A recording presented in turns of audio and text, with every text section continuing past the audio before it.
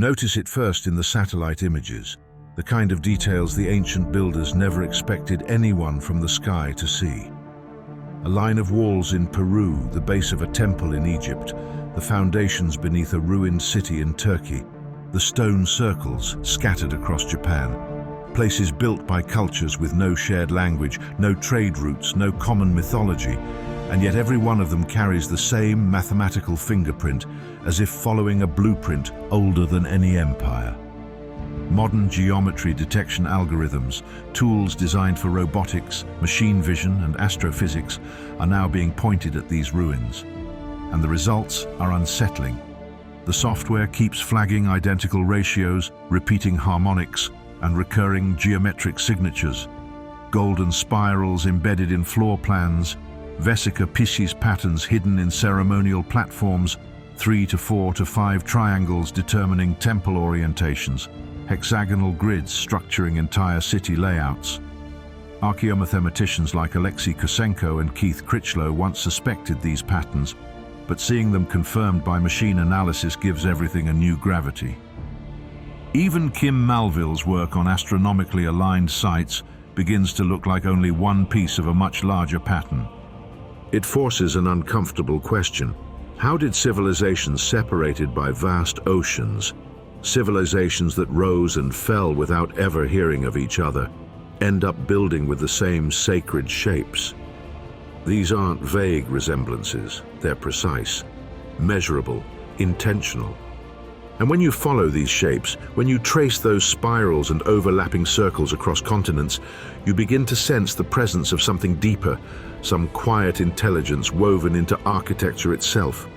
Something every ancient builder seemed to understand instinctively, as though geometry wasn't merely a tool, but a language, a way of encoding ideas that long outlived the empires that carved them. You can feel the pull of it now, the way explorers must have felt when they realized the world was far stranger and far more connected than anyone had imagined. Because if these cultures never shared knowledge, then the symbols they used, the ratios they honored, the shapes they repeated, must have come from somewhere else entirely. Whatever that somewhere is, you're about to step into it. The story of humanity's first builders begins long before recorded history, before writing, before metal, before cities. It starts in a place no one expected, a limestone plateau in southeastern Turkey, where the dry wind carries dust across a field of buried circles. When archaeologists first uncovered it, they thought it was a medieval cemetery. It was too elegant, too geometric, too deliberate to belong to the Stone Age. Then they realized what they were looking at. Göbekli Tepe, 12,000 years old, older than the pyramids, older than agriculture, was the first sign that our ancestors crossed a threshold we still don't fully understand.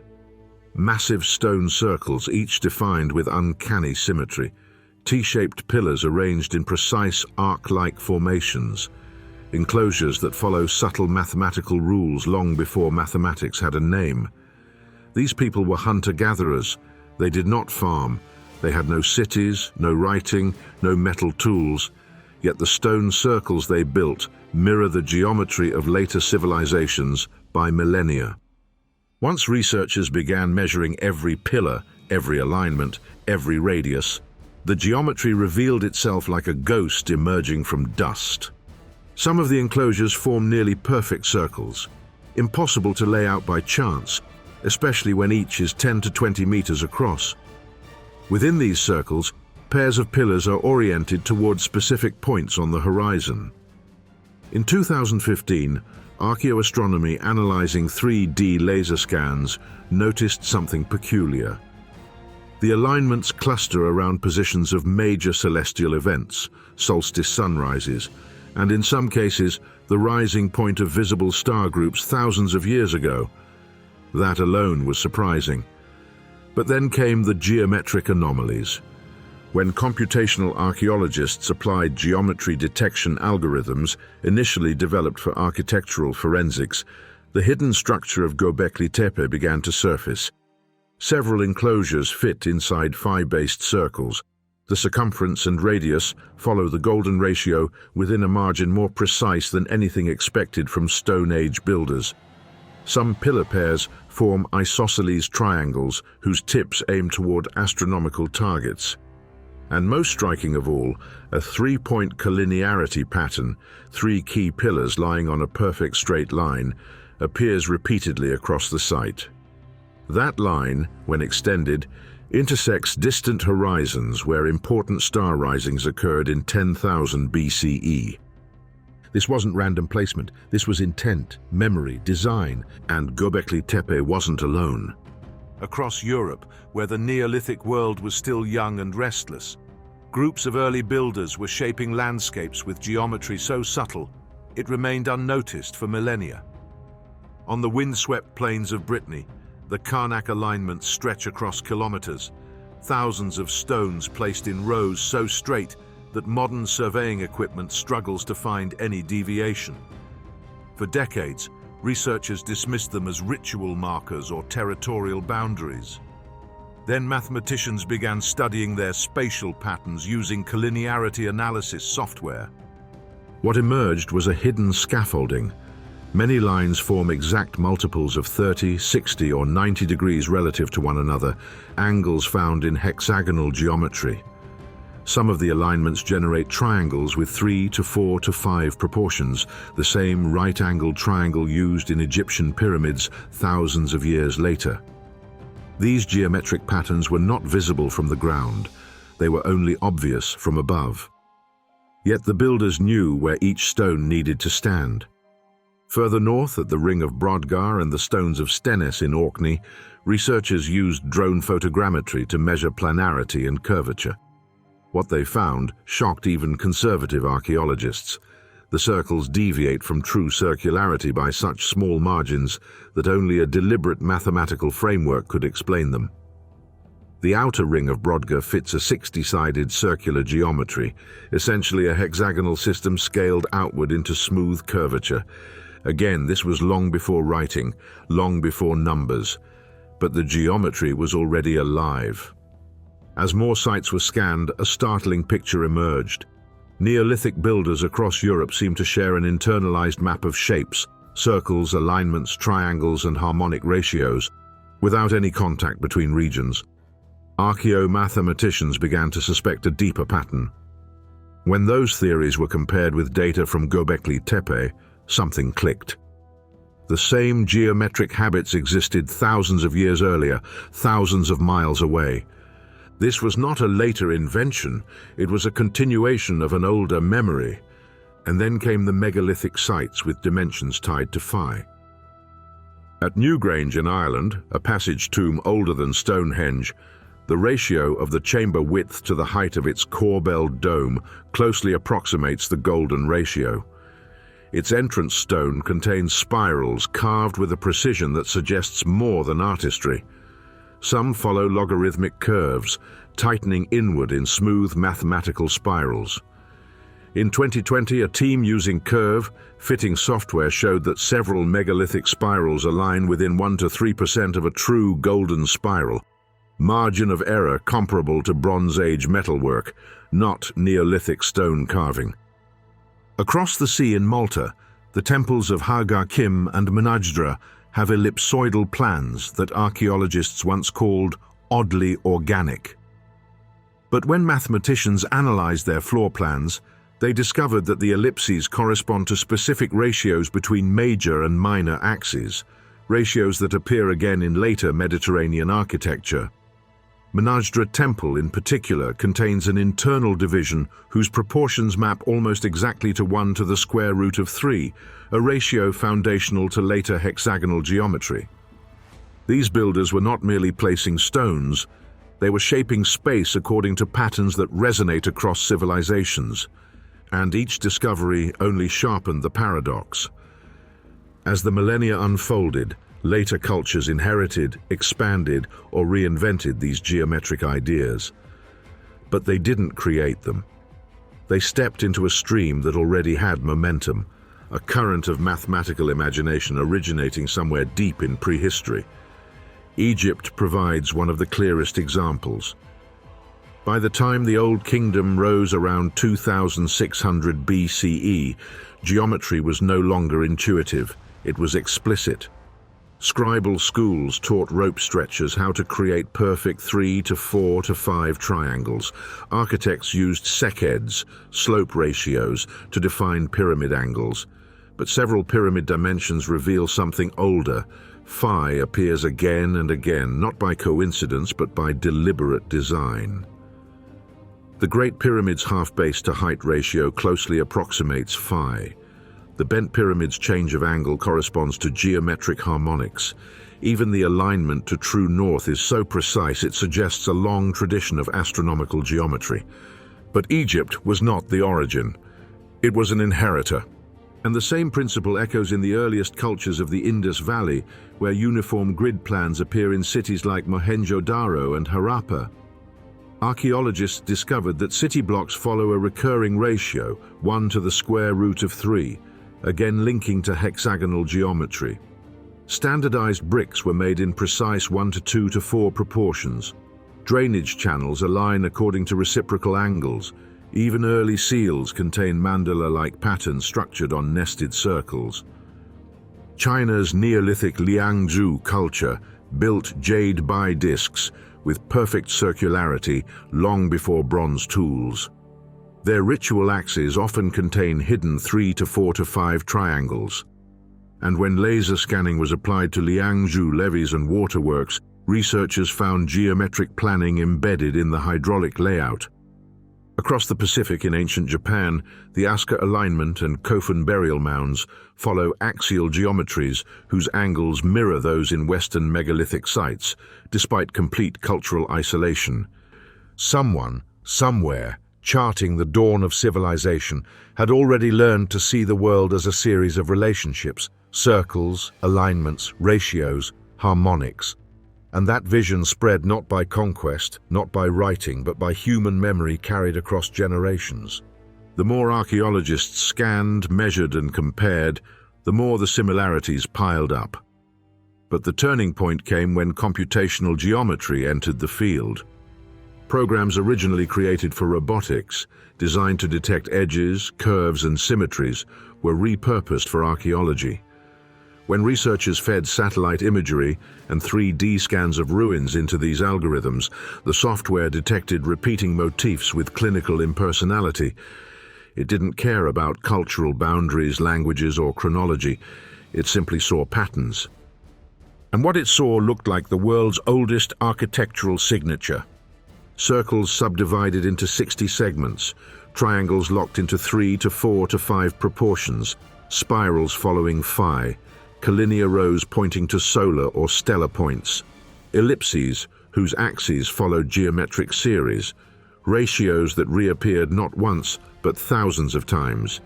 In every region, in every period, in every culture, from Göbekli Tepe's hunter-gatherers to Egypt's pharaohs, from Orkney's stone circles to Indus Valley grids, the same shapes waited beneath dust and soil. This was humanity crossing the threshold, the moment the world shifted from survival to imagination. When the ancestors who once followed herds began to follow patterns, when stones became symbols, when geometry stopped being something embedded in nature and began to be something humans could embed into nature.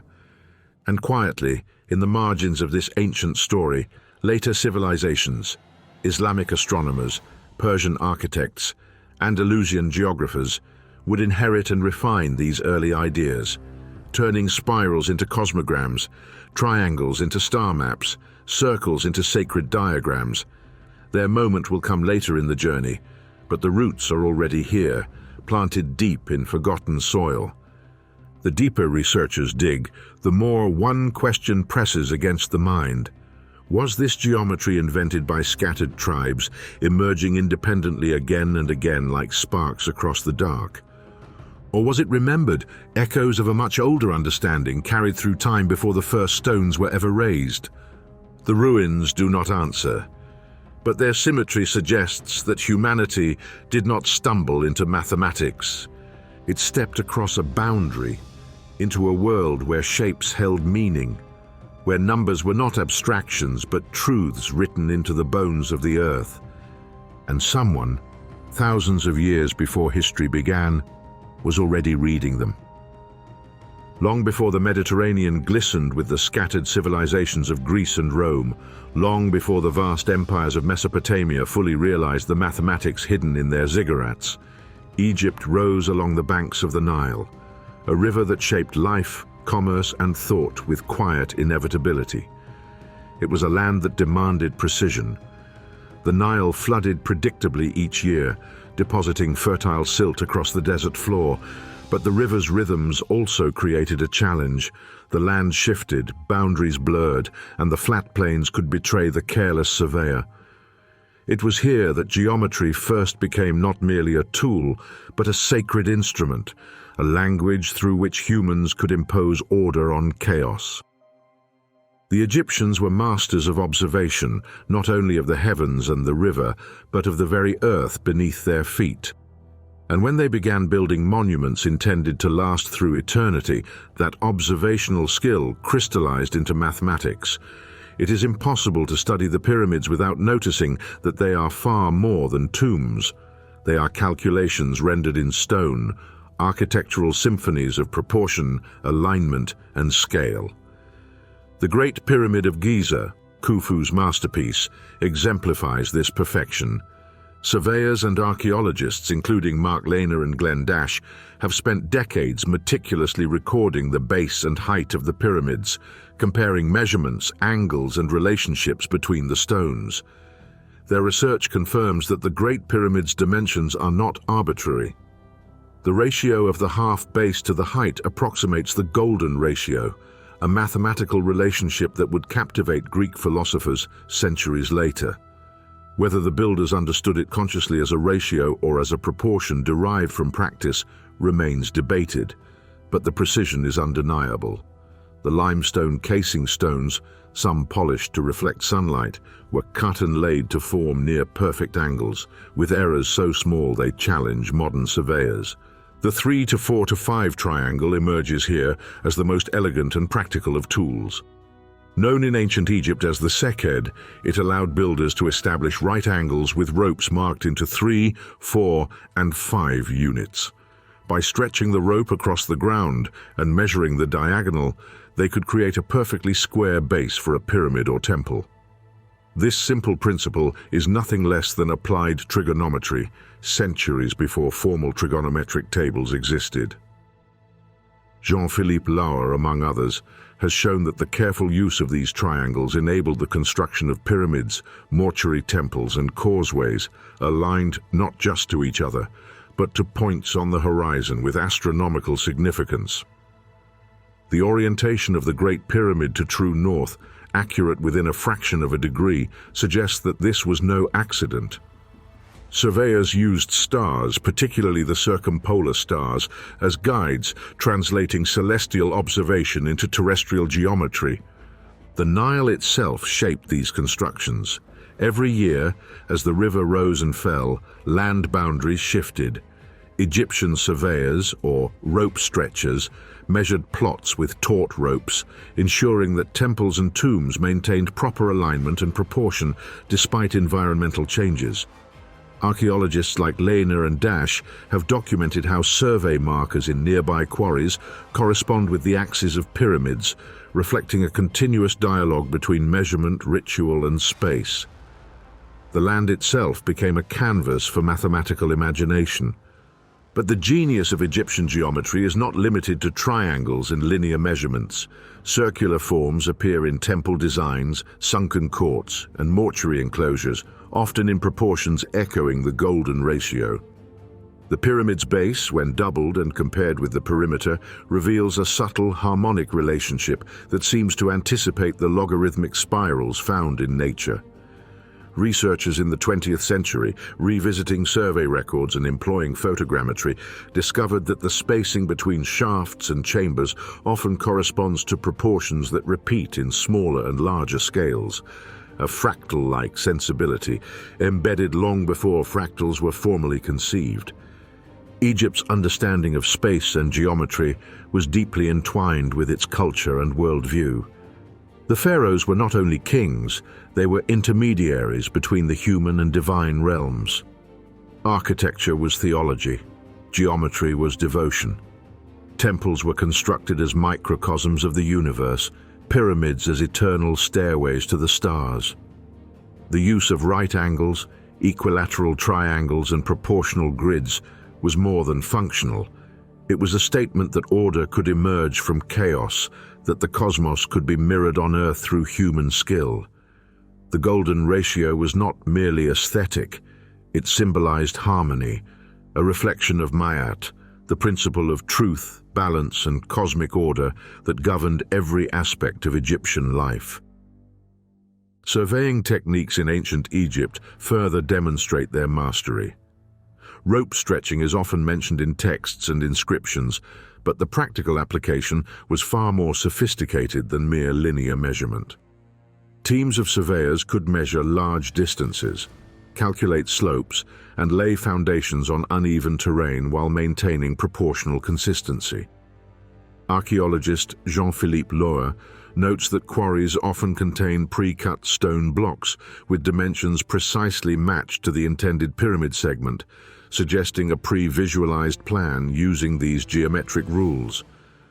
Some stones reveal faint markings indicating divisions into thirds or quarters, a method that would allow builders to scale up simple triangles into massive structures while preserving right angles and proportional ratios. It is here that the first true mathematical empire reveals itself, a civilization capable of encoding complex geometric relationships into structures that would endure for millennia. Egyptian mastery is not limited to a single pyramid or temple, it pervades the landscape. Causeways, satellite pyramids, mortuary temples, and alignment with natural features, rivers, hills, and plateaus, create an entire spatial network governed by proportion and harmony. When viewed from above, these arrangements resemble giant geometric patterns etched into the desert, a visual manifestation of intellectual control over space, matter, and light. The 3 to 4 to 5 triangle particularly serves as a connective thread across time. While the Egyptians used it primarily for construction, later civilizations encountered the same proportions independently. Mesopotamian surveyors applied similar triangles in city planning. Greek philosophers codified them in theory. Indus Valley engineers incorporated them in urban grids. Neolithic Europeans used them to align stones over vast distances. The recurring presence of this triangle across cultures separated by oceans and centuries raises a profound question. Did humans discover these ratios independently through observation, or did they inherit an intuitive understanding of geometry that stretches back beyond recorded history? Modern investigations have provided further evidence. In the 1970s, Glenn Dash conducted detailed surveys of the Great Pyramid's base, using laser theodolites to measure corner angles and sides with millimeter precision.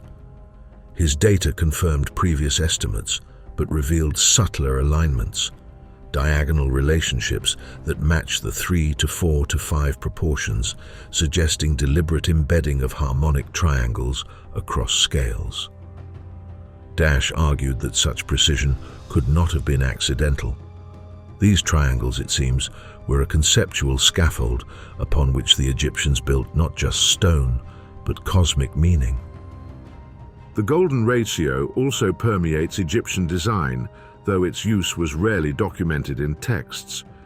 Architectural historian Adolf Ehrman noted in the early 20th century that the dimensions of the Great Pyramid appear to encode when the height is compared to the half base. More recently, computer simulations and 3D modeling by researchers such as John Ligon have confirmed these findings, indicating that the ancient builders may have understood proportional relationships far deeper than previously thought. Their use is subtle, almost invisible to the casual observer, yet consistent enough to suggest intentionality rather than coincidence. Yet the Egyptians were not merely calculating for calculation's sake. Their geometry served ritual, orientation, and cosmic reflection. Temples faced solstices and equinoxes, obelisks and causeways aligned with star risings. Chambers inside pyramids were oriented towards circumpolar stars. In all cases, geometry became the invisible hand tying the earthly realm to the heavens. The physical form of a pyramid, a rectangle, a triangle, a spiral, was inseparable from the metaphysical meaning it carried. Space was both measured and sanctified. It is in this duality, practical and sacred, that Egypt becomes a masterclass for the world. Its builders were both surveyors and philosophers, measuring rope stretchers and metaphysicians. The techniques developed here, right triangles, proportional baselines, harmonic ratios, precise orientations, would echo across millennia. Islamic scholars would later codify similar principles in architecture and astronomy. Greek mathematicians would formalize them as abstract theory. But Egypt did not merely transmit mathematics, it embodied it, allowing geometry to shape human experience directly. And yet, even as the pyramids rise, the question emerges again, more urgently than ever. Across continents, among cultures that never exchanged words or tools, similar triangles, spirals, and ratios appear. Why does the 3-4-5 triangle show up in Europe, India, and even Neolithic Japan? Is it a natural consequence of observation and human perception, an intuitive discovery repeated independently? Or does it hint at something deeper, a shared understanding embedded in the human mind, or perhaps whispered by the natural world itself? The Egyptians provide no direct answer. Their texts speak of kings and gods, not of geometric theory. But the stones, the angles, and the invisible grids they left behind speak loudly enough for those who know how to read them. They tell us that humanity, even in its infancy, had already begun a conversation with mathematics. They reveal a civilization crossing a threshold from survival to conceptual thought, from reliance on the river and the hunt to a conscious shaping of space and meaning. Geometry became not a tool for living, but a language for understanding, a lens through which the universe could be interpreted and reflected on Earth. And when we trace the echoes of these triangles, the resonance of, and the grids embedded in the sands of Giza across continents and centuries, we realize that Egypt's lesson was not merely technical, it was philosophical. Geometry was a bridge between the mortal and the eternal, between humans and the cosmos, between what is seen and what is known. The land of the Nile, with its shimmering horizon, its measured floodplains, and its monumental stones, had become the first classroom in cosmic geometry. The 3-4-5 triangle was more than a mathematical tool. It was a symbol, a thread that would weave through every civilization daring enough to measure, build, and aspire. And in that geometry, the first architects of the impossible left an invitation, a challenge to all who followed to look beyond mere survival, to measure not just stone, but the universe itself. Long before the Nile carved its path through Egypt, long before stone circles crowned the hills of Europe, the land between the Tigris and Euphrates, Mesopotamia, was already whispering the secrets of the heavens. Here, amid fertile plains and shifting rivers, humans began to codify time and space, not merely as practical measures, but as reflections of cosmic order. Babylon, Ur, and Nippur became the laboratories of the first mathematicians, astronomers, and architects, a civilization where calculation and observation were inseparable. Mesopotamia was a land of layered complexity. The rivers dictated life, flooding unpredictably and reshaping the earth. Yet in this chaos, humans sought order in the heavens. Babylonian scholars developed a numerical system based on 60, a sexagesimal system that would shape mathematics, timekeeping, and eventually the geometry of the universe itself. Unlike the base 10 systems familiar today, base 60 allowed unprecedented flexibility in expressing fractions and ratios, enabling them to model planetary motion with surprising precision. Every circle was divided into 60 parts, every hour into 60 minutes, every minute into 60 seconds. In a sense, the number 60 became a bridge between the terrestrial and the celestial. It is within this framework that architecture, mathematics, and cosmology began to converge. The ziggurats, stepped pyramids rising above city landscapes, were not merely temples. They were physical manifestations of layered cosmograms, microcosms of the heavens themselves. Each level represented a plane of existence, each ascent a movement closer to the divine.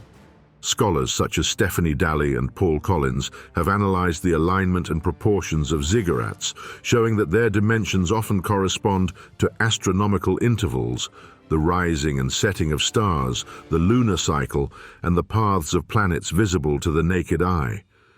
Vesica Piscis forms, those overlapping circles revered across millennia, appear repeatedly in Mesopotamian temple layouts. In some Sumerian precincts, twin enclosures trace elliptical or vesica-like shapes, their axes aligned with solstitial points on the horizon. Modern archaeologists using satellite mapping and LIDAR technology have confirmed these orientations with remarkable accuracy. What is striking is the intentionality. These geometric forms were not aesthetic afterthoughts. They encoded celestial knowledge, a dialogue between earthly structures and cosmic patterns. Among the most astonishing relics of this civilization are the clay tablets, the artifacts of human thought baked into permanence. Plimpton 322, a tablet from approximately 1800 BCE, contains a table of numbers that mathematicians now recognize as Proto-Pythagorean triples. Rows of numbers correspond to the sides of right triangles, demonstrating an understanding of geometric principles centuries before Pythagoras himself was born. Researchers such as Eleanor Robson have painstakingly analyzed these tablets, showing that Babylonian scribes were capable of manipulating complex ratios, solving problems of distance and angle for architecture, land division, and astronomy. The connection between numbers and the sky was explicit. Planetary cycles, Venus, Mars, Jupiter, Saturn, were recorded with geometric proportions, their periods encoded in tables that could be applied to both ritual timing and practical governance. When modern software simulates these cycles using Babylonian ratios, the correlation with observed astronomical events is striking. For example, Venus's synodic cycle, approximated as 584 days, aligns with divisions of ziggurat steps, while lunar eclipses and solstices are often encoded in the layout of temple courtyards. Geometry, here, was a lens through which humans could model time and anticipate the rhythm of the cosmos. The intellectual ripples from Mesopotamia would eventually reach far beyond its cities. Greek philosophers traveling to Babylon or reading translations inherited the base 60 fractions, the triangular knowledge, and the harmonic ratios. Thales and Pythagoras drew upon these ideas, developing the theorems and abstractions that form the core of classical geometry. Later, Islamic scholars in Baghdad, particularly during the House of Wisdom in the 9th and 10th centuries, codified Babylonian astronomical observations, refining them into trigonometric tables and cosmographic maps. Here again, the geometry of the heavens influenced human architecture now in mosques and observatories, mirroring patterns first recorded on clay tablets. Even the layout of the ziggurats carries echoes of these ratios. Archaeologists using photogrammetry and digital reconstruction software have found that the step heights and platform widths correspond with sequences derived from base 60 calculations. At Ur, the Great Ziggurat rises in measured proportions that approximate harmonic triangles. When viewed from above, the stepped terraces form concentric geometric layers, almost like rings echoing outward from the sacred core, repeating the patterns of spheres and ellipses that chart the motion of celestial bodies. These forms seem to encode knowledge of both the earth and sky, suggesting that the Babylonians understood geometry as a bridge between mortal and cosmic order. It is easy to dismiss these structures as religious symbolism, but the evidence points to something more profound. Every alignment, every ratio, every proportional relationship is measurable and repeatable. The Babylonians did not rely on intuition alone. They quantified, tabulated, and applied these principles systematically. Even ceremonial spaces for offerings and public gatherings obeyed geometric constraints, suggesting that mathematics was woven into the rhythm of daily life. Geometry was the language through which the Babylonians understood their world, both mundane and sacred. Clay tablets extend this insight into abstract theory. Beyond Plimpton 322, other tablets describe procedures for calculating areas, volumes, and slopes, often using triangular subdivisions or reciprocal calculations. The reciprocal tablet, for instance, presents a method for dividing a field into equal areas using geometric reasoning. While the problems are practical, the approach is undeniably theoretical. It requires abstraction, visualization, and proportional thinking. It is an early form of applied mathematics, evidence that humans were thinking in terms of geometric relationships long before Euclid would codify them in Alexandria. Planetary cycles encoded on these tablets also reveal a sophisticated interplay between geometry and observation. The Babylonians recognized that certain ratios repeat predictably: the orbit of the moon against the backdrop of stars, the intervals of Jupiter and Saturn, even the complex synodic cycle of Venus. When modern simulations compare these ratios with historical alignments of ziggurats and temple orientations, the correlation is remarkable.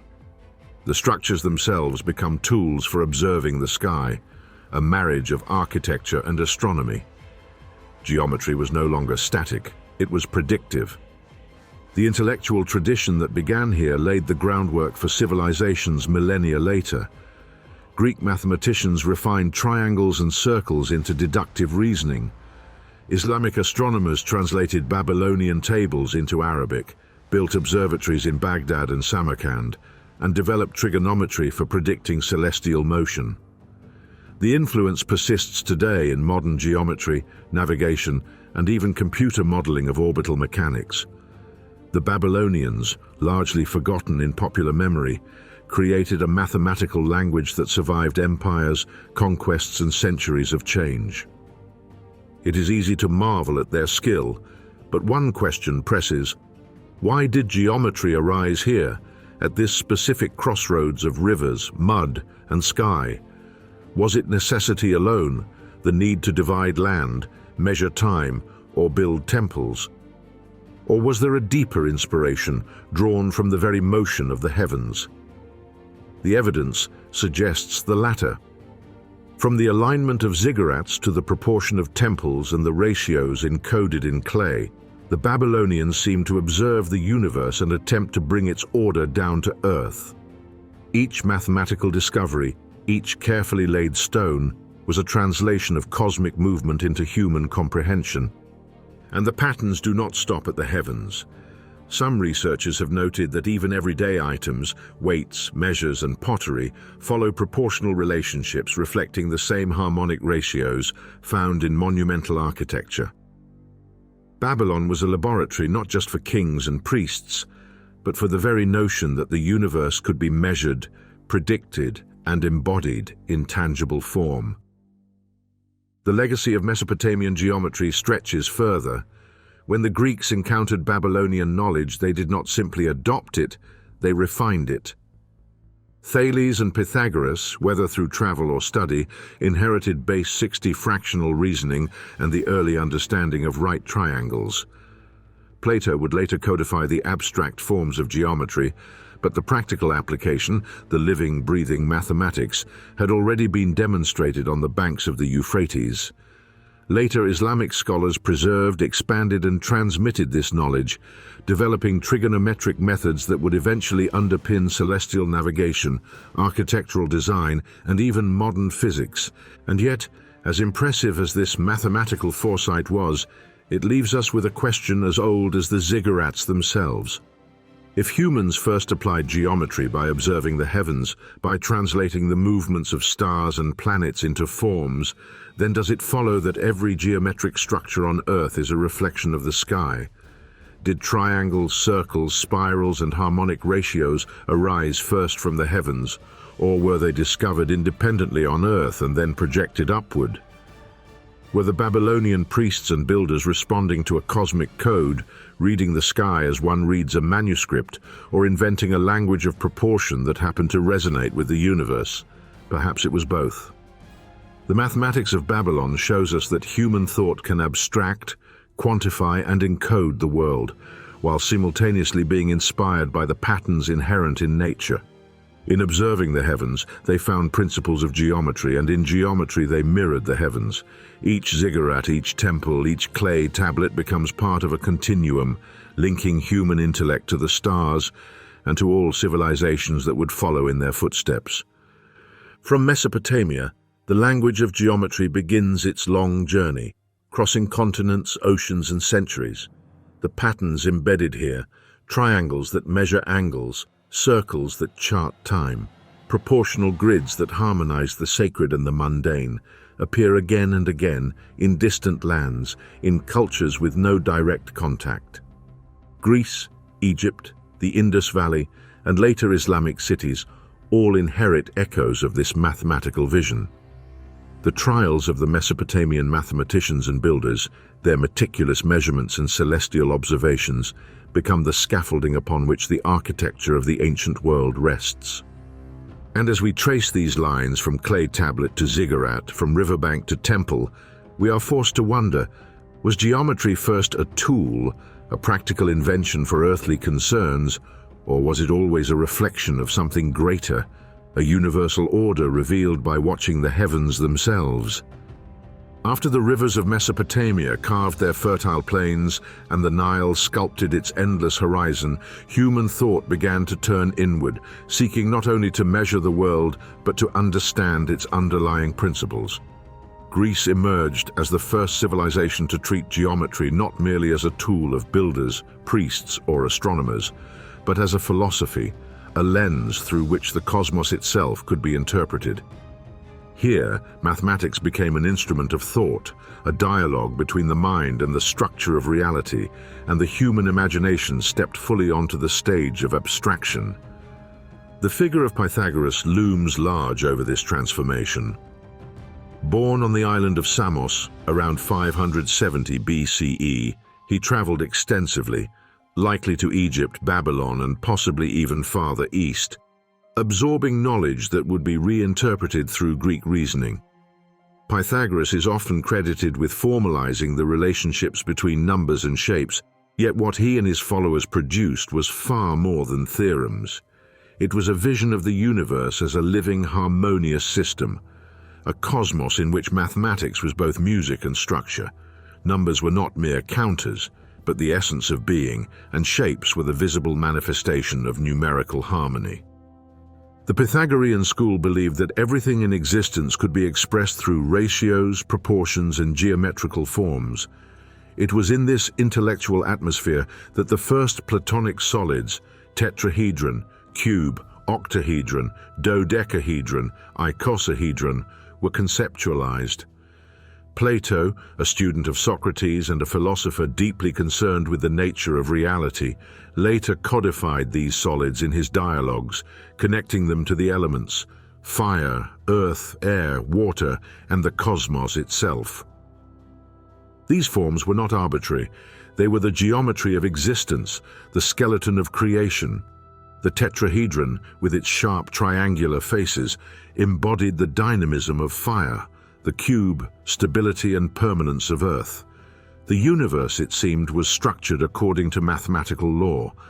But abstract geometry in Greece did not emerge in a vacuum.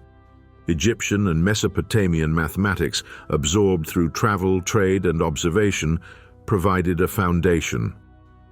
The right-angled triangles of Egypt, the sexagesimal ratios of Babylon, and the observational precision of their temples and ziggurats informed Greek thought, even if only as inspiration rather than direct replication. Greek mathematicians distilled these practical applications into theoretical frameworks. Euclid, in Alexandria centuries later, would codify these principles into the elements, creating a system that combined logic, deduction, and spatial reasoning in a way the ancient world had never seen.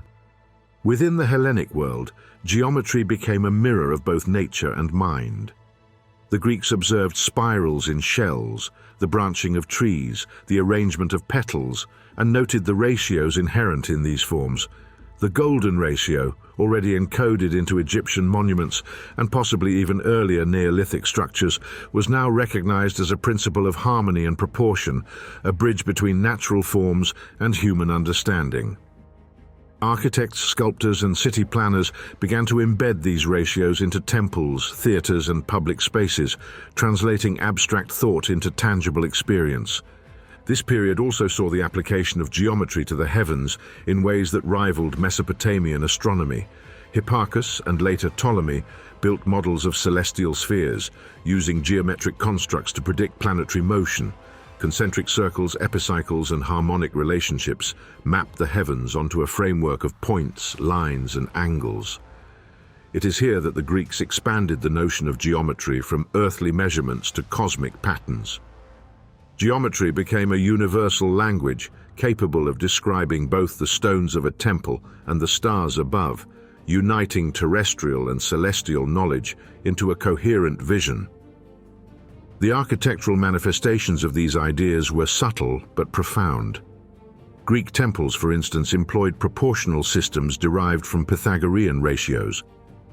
The Parthenon in Athens, constructed in the 5th century BCE, exemplifies this approach. Its facade, columns, and spacing embody ratios that approximate, producing a sense of harmony and visual balance. Even the curvature of the stylobate, the platform on which columns stand, was adjusted to counter optical illusions, demonstrating a sophisticated understanding of perception, proportion, and geometry. Here, mathematics, art, and philosophy converge. Greek philosophers also speculated on the metaphysical implications of geometry. Plato's notion of the world of forms posited that every object in the material world is a reflection of a perfect, abstract geometric idea. The physical world, while beautiful and complex, is only a shadow of ideal mathematical forms that exist in an eternal realm. This philosophical stance cast geometry as not only a practical tool, but as a window into the eternal, a way to perceive the underlying order of reality. Numbers and shapes were no longer just measurements, they were manifestations of cosmic truth. The Pythagoreans extended these insights into music, discovering that harmonious intervals correspond to simple ratios of string lengths. The octave, fifth, and fourth, foundational to musical scales, emerge from ratios such as 2:1, 3:2, and 4:3. This realization bridged mathematics, physics, and philosophy. Harmony in sound reflected harmony in form. The universe itself seemed to resonate with geometric and numerical patterns, echoing across matter, energy, and perception. From the motion of planets to the spirals of shells, from architectural grids to human experience, the principle of proportion reigned supreme. Greek geometry also introduced rigorous proof, establishing a method for validating relationships between shapes and numbers. Unlike the practical geometry of Egypt or the observational tables of Babylon, Greek mathematics demanded logical certainty. Euclid's postulates provided a foundation upon which future civilizations could build, extending from architecture to astronomy to theoretical physics.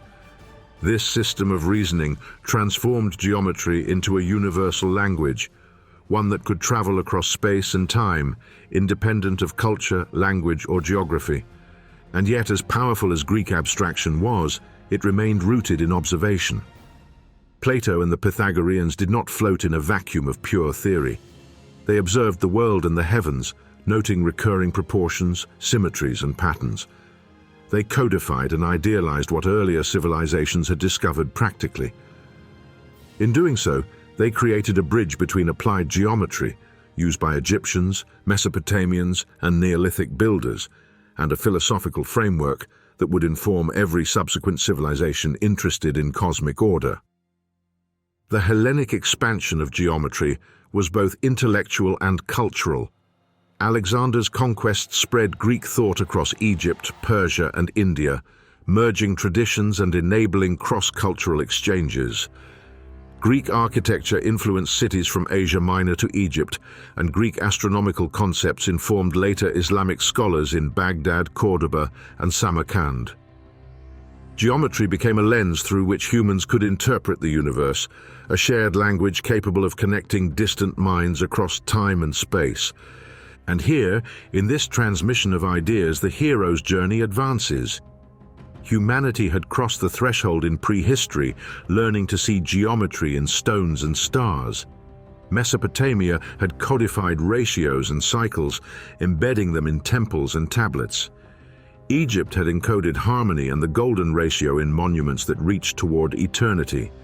Now Greece distilled these lessons into philosophy and abstraction, providing the mind itself as the instrument for exploring cosmic order. Geometry had evolved from observation into thought, from applied tool into universal language. Yet questions linger, as they have since the earliest days of Göbekli Tepe and the Nile floodplains. If right triangles, spirals, and harmonic proportions appear independently across cultures, why do they recur with such consistency? Is there a deeper principle, a cosmic architecture that predates human thought? Did the Babylonians, Egyptians, and Greeks merely observe, record, and perfect what already existed in the universe? Or does human consciousness possess an innate ability to perceive and enact these patterns, a kind of mathematical intuition encoded in our cognition? Greek geometry provides a tantalizing clue. Its rigorous methods, philosophical depth, and cosmological vision suggest that mathematics is not merely a human invention, nor purely a tool for survival. It is a way of reading the universe, a way of translating celestial and terrestrial order into a language we can understand. Numbers, ratios, and shapes become a bridge between the finite and infinite, the ephemeral and eternal. In studying Greek mathematics, we glimpse a civilization stepping fully into the world of ideas, teaching humanity not just how to build or measure, but how to think, how to see, and how to connect. And in that vision, the legacy of all previous civilizations, Neolithic builders, Egyptian surveyors, Babylonian astronomers, finds a form. Geometry is no longer hidden in stone circles or temple foundations. It is abstracted, codified, and ready to inspire every subsequent civilization that would inherit it. From Greek philosophy, the path is clear. Mathematics is universal, timeless, and capable of bridging continents and epochs. Every triangle, every circle, every ratio carries meaning far beyond the hands that first drew it in the sand or carved it in stone. But as the Greeks taught, knowledge is never static.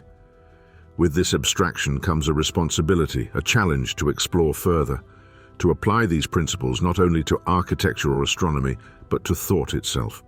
And it is precisely this challenge that will be taken up by civilizations far to the east and west, particularly the brilliant minds of the Islamic Golden Age, who will inherit, translate, and expand upon Greek geometry in ways that echo across centuries.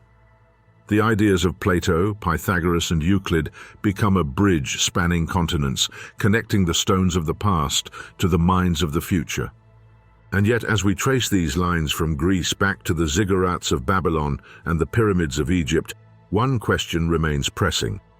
If geometry can be observed, codified, and abstracted independently across time and space, what does that say about the origins of these patterns? Did humanity invent geometry as a response to nature, or did we discover a pre-existing cosmic order, one that has been quietly guiding minds from the very dawn of civilization? Long before steel cranes and modern surveying instruments, human civilizations across the vast reaches of Asia were uncovering the invisible skeleton of the cosmos, embedding it into temples, palaces, and urban layouts. From the sacred plains of India to the fertile valleys of China, geometry was not simply a tool of construction. It was the language of the universe, a lens through which the very structure of existence could be perceived, measured, and enacted. Here in the East, the principles first glimpsed in Egypt and Mesopotamia found a new expression, one that was both spiritual and practical, abstract and tangible, deeply human, yet cosmically inspired. In India, geometry was inseparable from spirituality. The earliest sacred diagrams, mandalas, served as cosmic maps, visualizations of the universe itself. These were not mere artistic patterns. They encoded philosophical principles, astronomical observations, and mathematical precision. Mandalas often consist of concentric circles, squares, and nested triangles, each layer representing a plane of existence or a stage of consciousness. Scholars such as Sarvapalli Radhakrishnan and modern researchers in archaeomathematics have shown that the construction of mandalas follows precise ratios, sometimes approximating the golden ratio and exhibiting radial symmetry that mirrors celestial motion. When a devotee meditates upon a mandala, they are not only contemplating divinity, they are engaging with a mathematically structured cosmos, a dialogue between human perception and universal order. The Sri Yantra, perhaps the most sophisticated of these geometric constructs, is composed of 9 interlocking triangles, creating 43 smaller triangles in a precise pattern. It is a visual representation of the cosmos, a map of the energy forces that govern both matter and consciousness. Recent studies using digital reconstruction have demonstrated that the angles and intersections within the Sri Yantra correspond to ratios that approximate, creating a dynamic interplay of symmetry and proportion. Constructed on temple floors or etched into sacred diagrams, it served as both a spiritual tool and a blueprint for cosmic harmony. Here, geometry is not abstract. It is experiential, meditative, and alive, a means to align human activity with the larger rhythms of the universe. Vastu Shastra, the ancient Indian system of architecture, further codified geometry into lived space. Its principles dictate orientation, proportions, and layout based on cosmic laws, ensuring that buildings harmonize with the natural and celestial order. Temples, homes, and city plans were designed according to these laws, creating a spatial order that reflects both aesthetic and metaphysical concerns. Researchers in cultural archaeology have noted that ancient cities such as Mohenjo-Daro and later urban developments in South India exhibit vastu-aligned grids where streets, courtyards, and sacred spaces follow proportional relationships derived from simple ratios, triangles, and squares. Here again, we see geometry emerging as a universal language, one that unites practical architecture with philosophical insight. Far to the north and east in China, geometry found expression in entirely different, yet equally sophisticated forms. Bronze vessels of the Shang and Zhou dynasties display hexagonal patterns, suggesting an early understanding of tessellation and symmetry. These patterns were not mere decoration. They encoded ritual, cosmology, and social hierarchy. The hexagon, with its inherent efficiency and tessellating ability, may have also been a mathematical insight applied to both material and conceptual structures. Archaeologists and materials scientists studying Tang and Han-era artifacts have identified ratios and proportions that hint at like relationships, suggesting that ancient Chinese artisans were sensitive to harmonic proportions long before they were formally described in the West.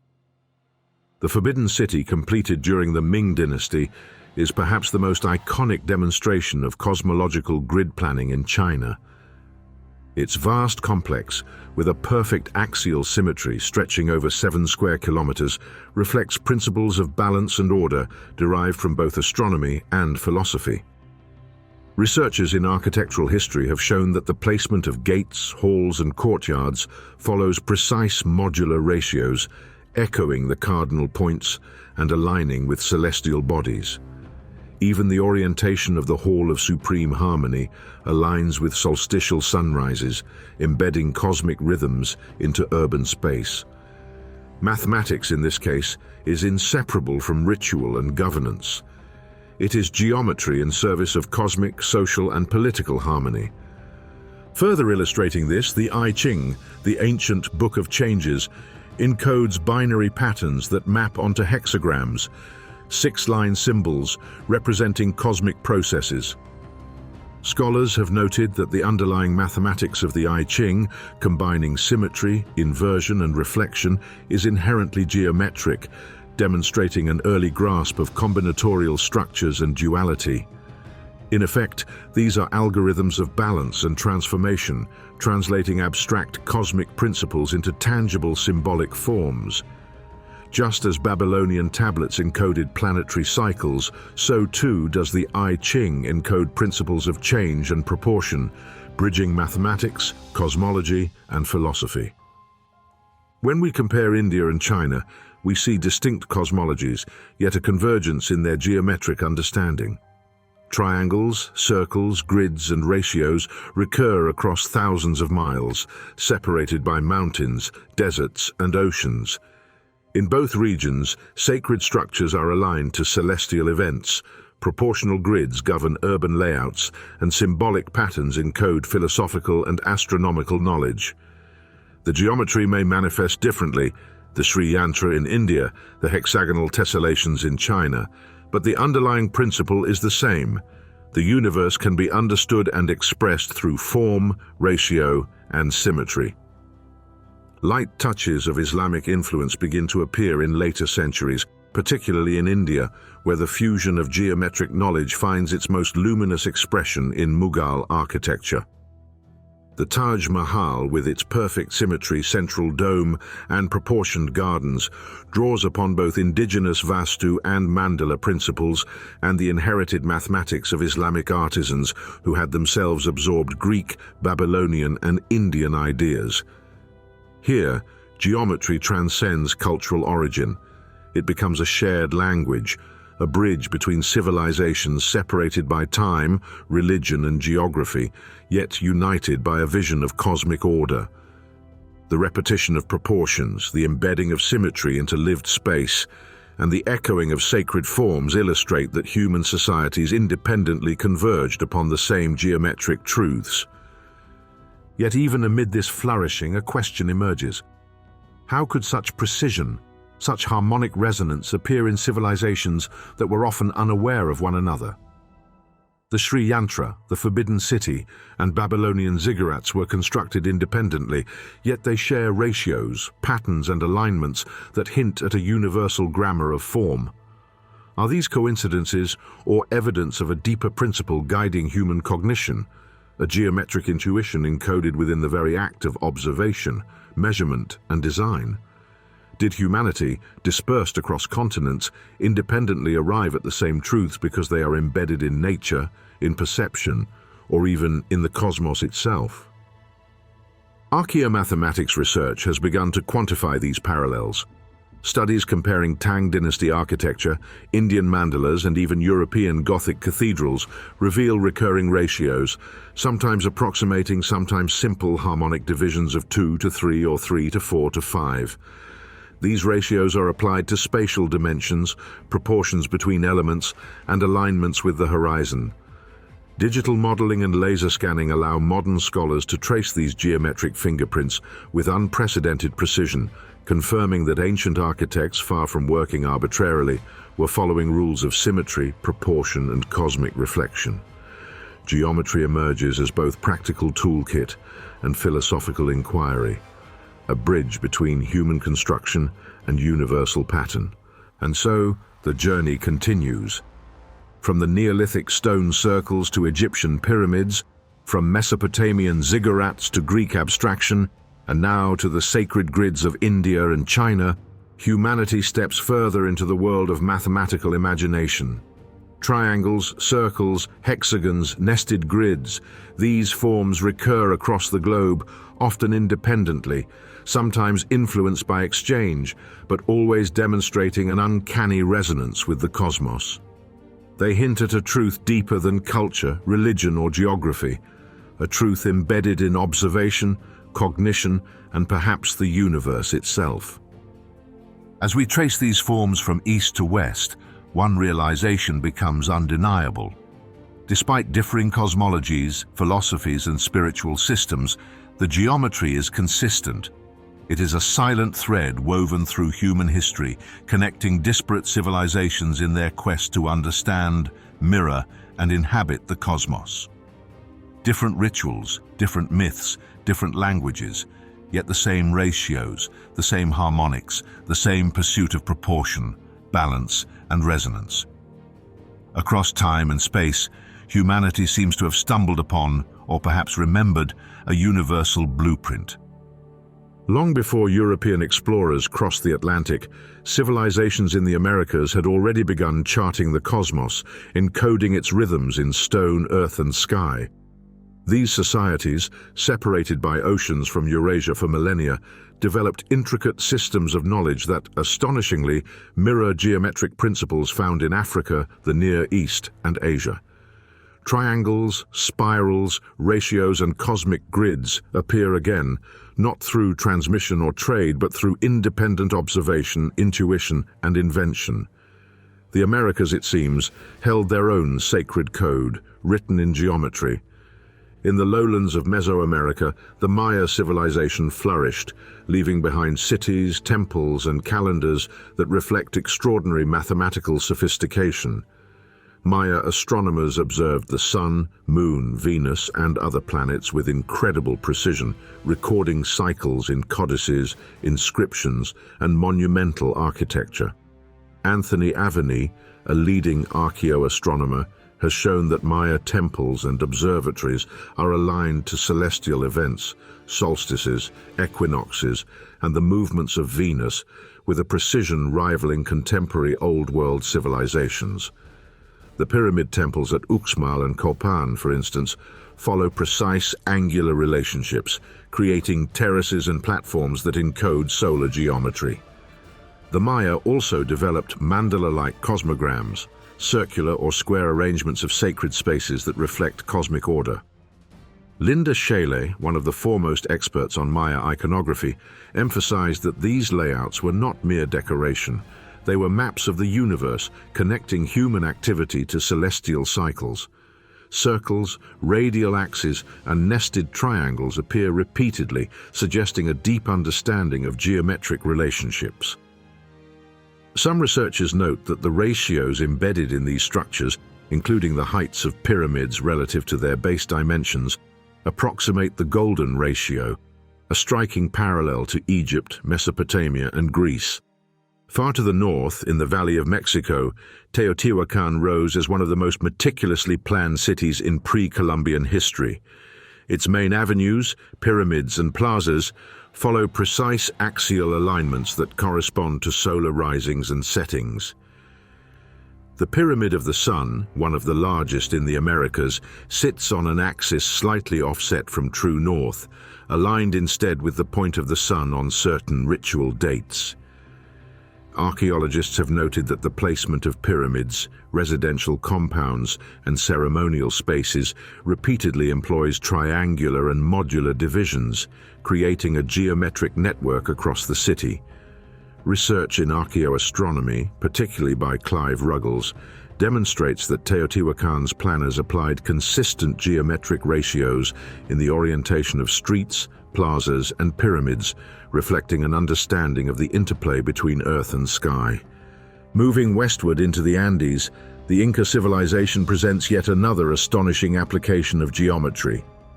Inca architects, without the use of mortar, constructed polygonal walls with astonishing precision. Stones fit together so perfectly that even a knife blade cannot be inserted between them. Scholars such as John H. Rowe and Terence N. Daltroy have documented that these polygonal walls often employ geometric angles that create stability and harmony, effectively combining structural necessity with aesthetic proportionality. At Machu Picchu, the terraces, temples, and residences follow patterns that mirror the contours of the landscape, yet within those contours, ratios appear that echo the principles seen in other distant civilizations: triangles, proportional divisions, and orientation aligned with solstices. Even temple terraces, from Ollantaytambo to Sacsayhuaman, reveal phi-like ratios in their step heights and horizontal dimensions. Researchers employing photogrammetry and 3D modeling have demonstrated that the Inca were consciously creating harmonious ratios, likely derived from observation of natural forms and celestial events. Solar alignment was a key factor. Windows, doorways, and platforms correspond to sunrises on solstices and equinoxes, ensuring that sacred architecture resonated with cosmic rhythms.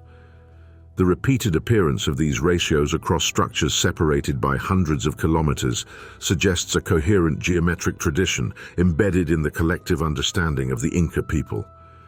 The question arises, how did these principles emerge in complete isolation from Eurasian civilizations? While the Americas were separated by vast oceans, the recurrence of golden ratios, triangular grids, and cosmological alignments implies a universality to geometric thinking.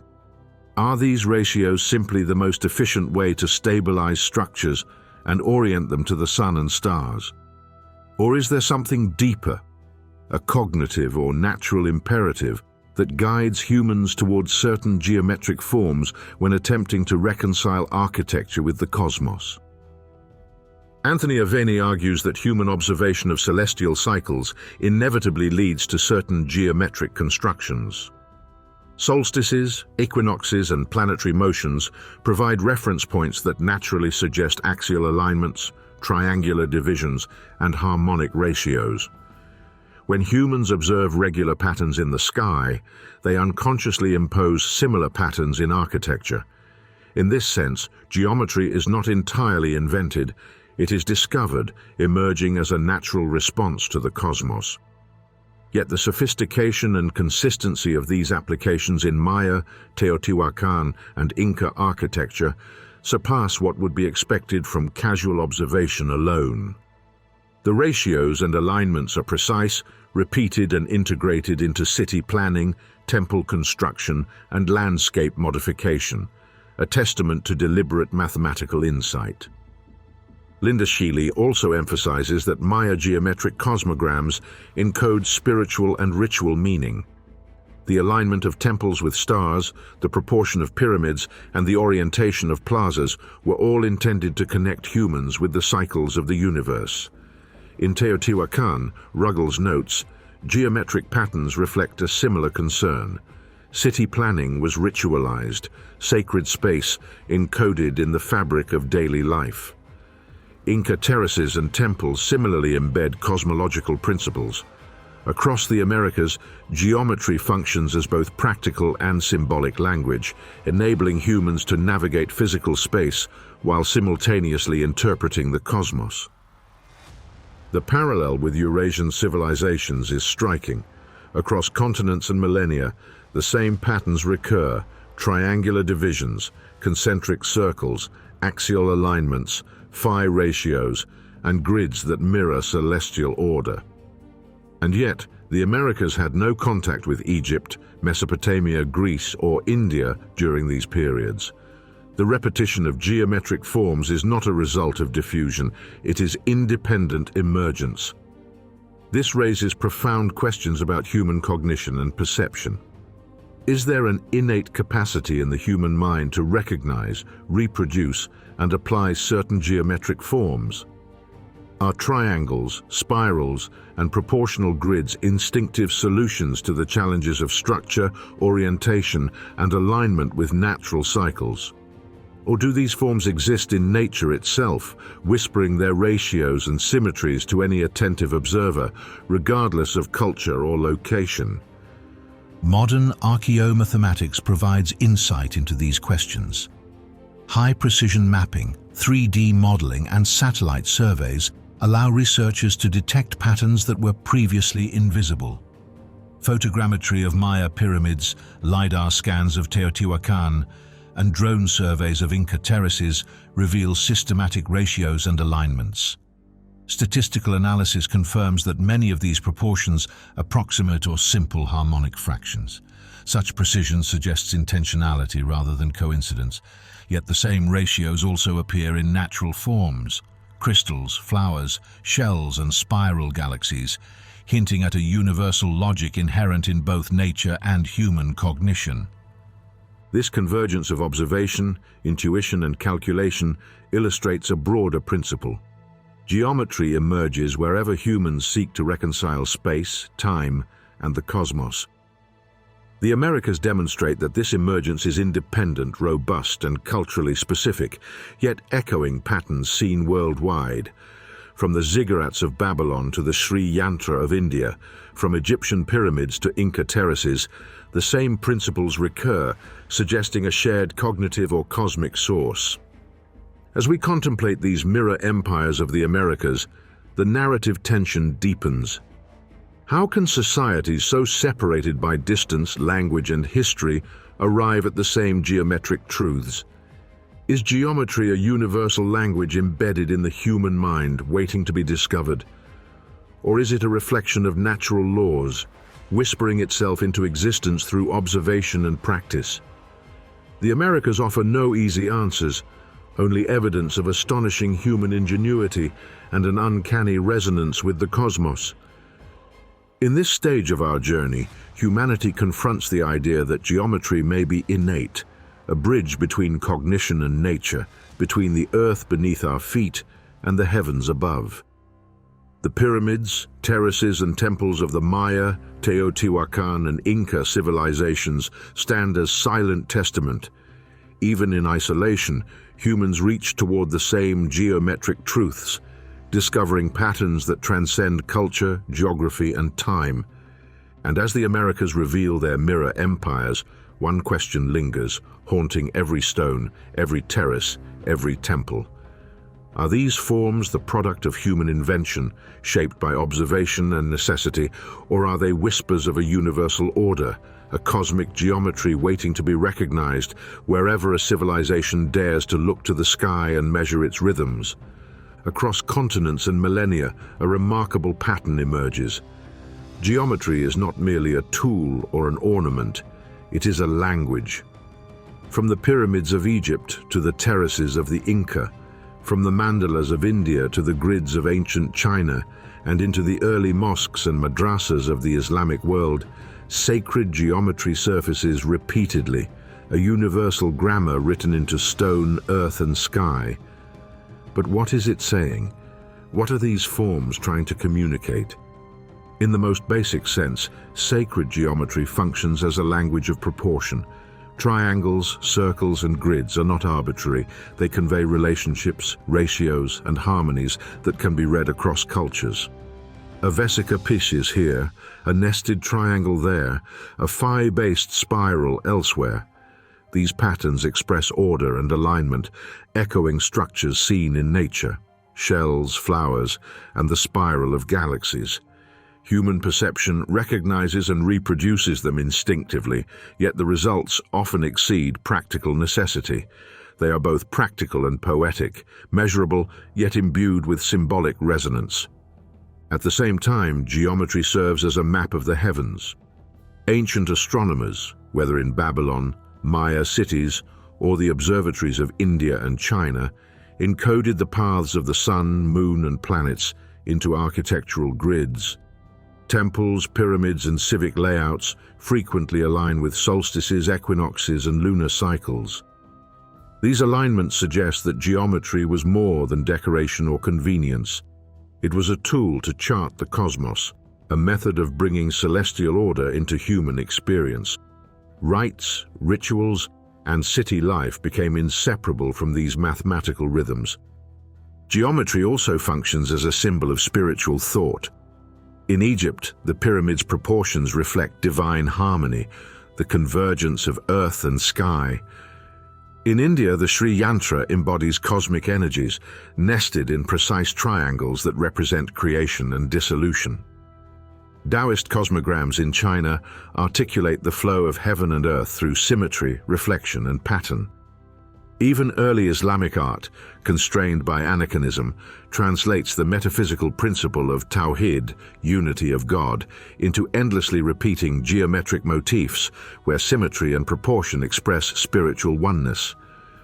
In each case, geometry mediates between the human and the divine, grounding abstract philosophy and form.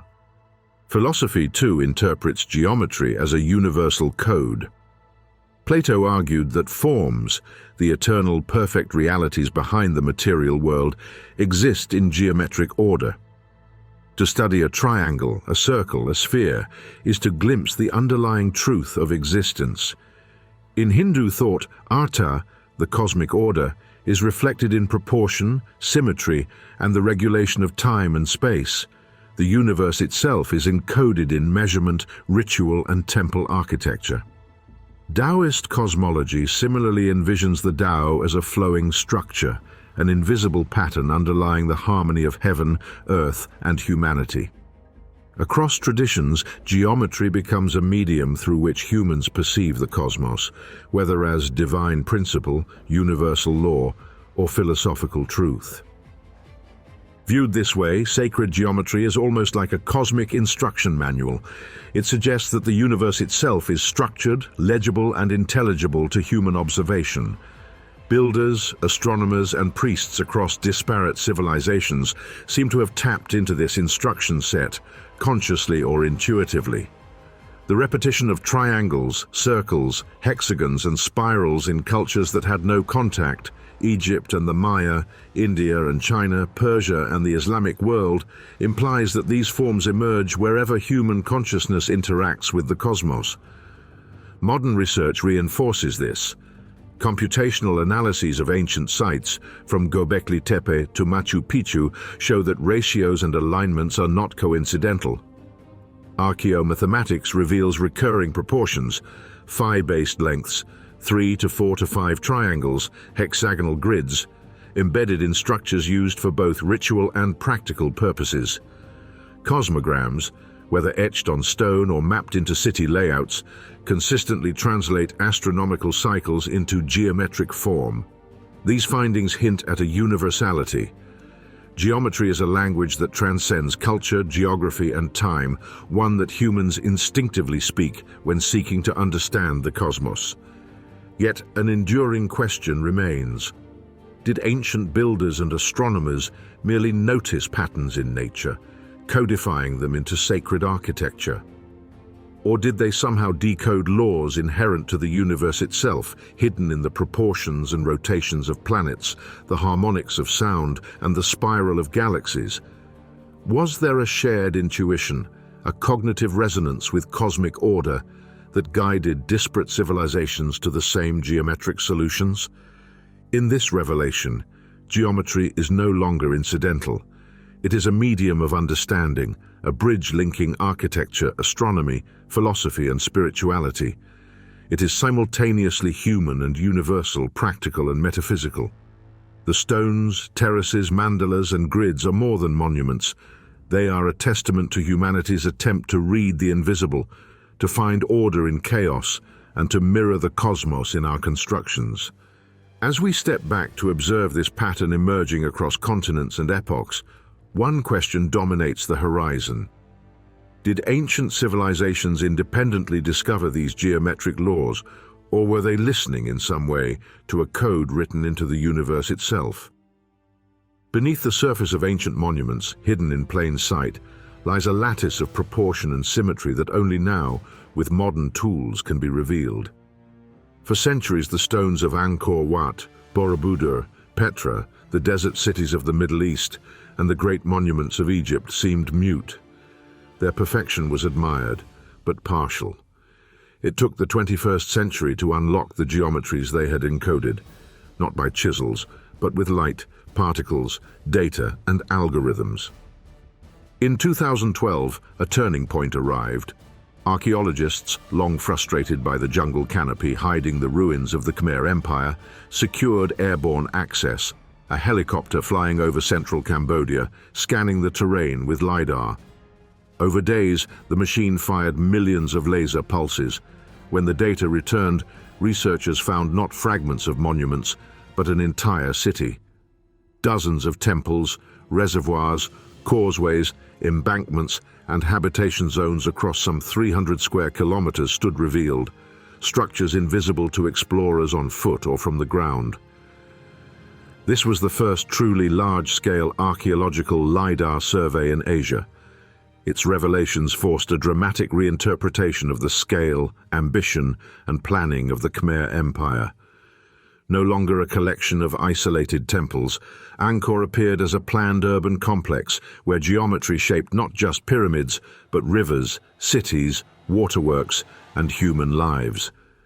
These LiDAR maps provided the terrain, But to read the hidden geometry, the alignments, ratios, spirals, modular grids, archaeologists turned to photogrammetry and 3D reconstruction. Drone flights captured temple complexes from multiple angles. Ground surveys recorded the layout of stones, foundations, and causeways.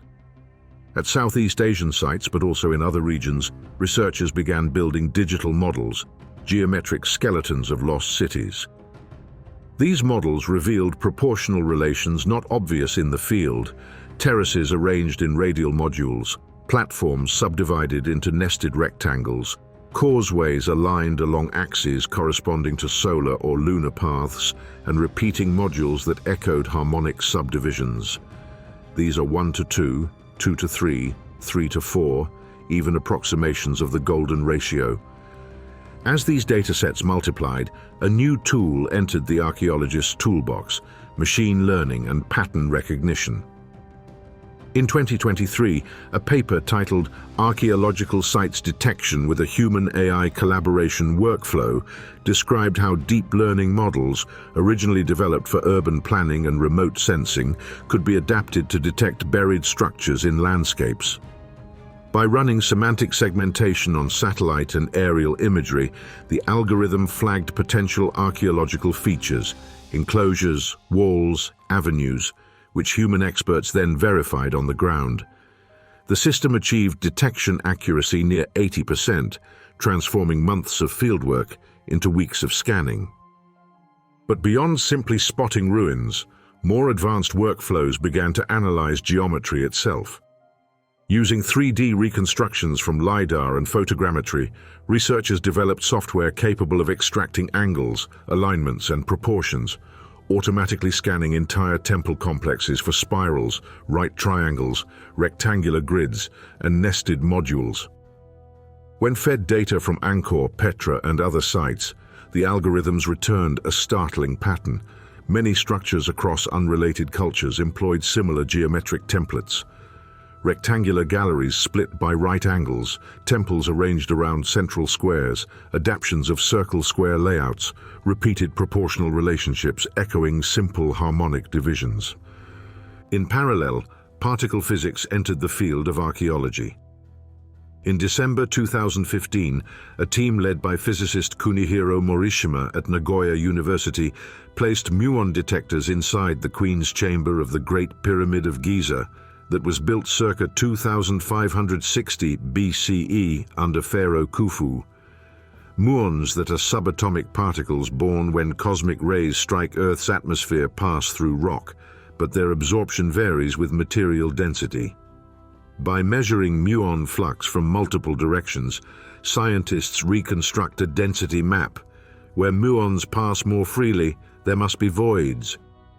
In March 2016, after months of data collection, the first anomalies appeared.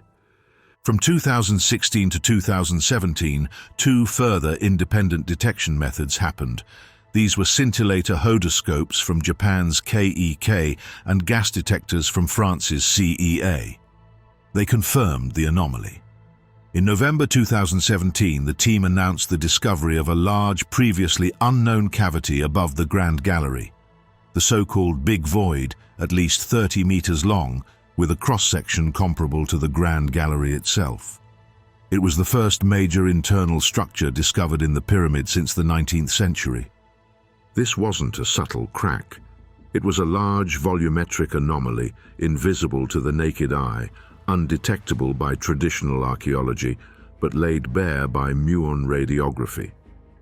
It transformed the Great Pyramid from a solid monolith to a structure with hidden chambers, potentially part of an internal architectural geometry long lost to history.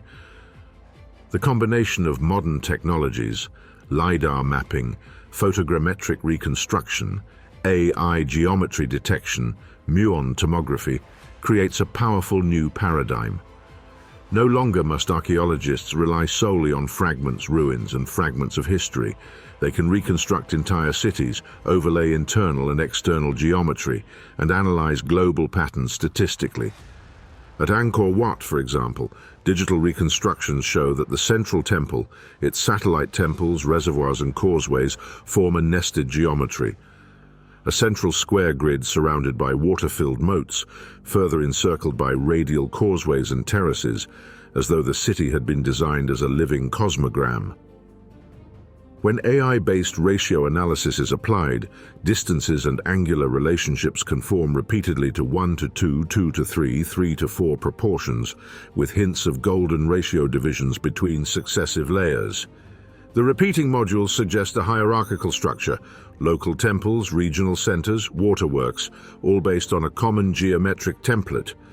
Similarly, in Petra, digital topography and 3D mapping reveal that tomb facades, theaters, and communal structures align to equinox sunrise directions.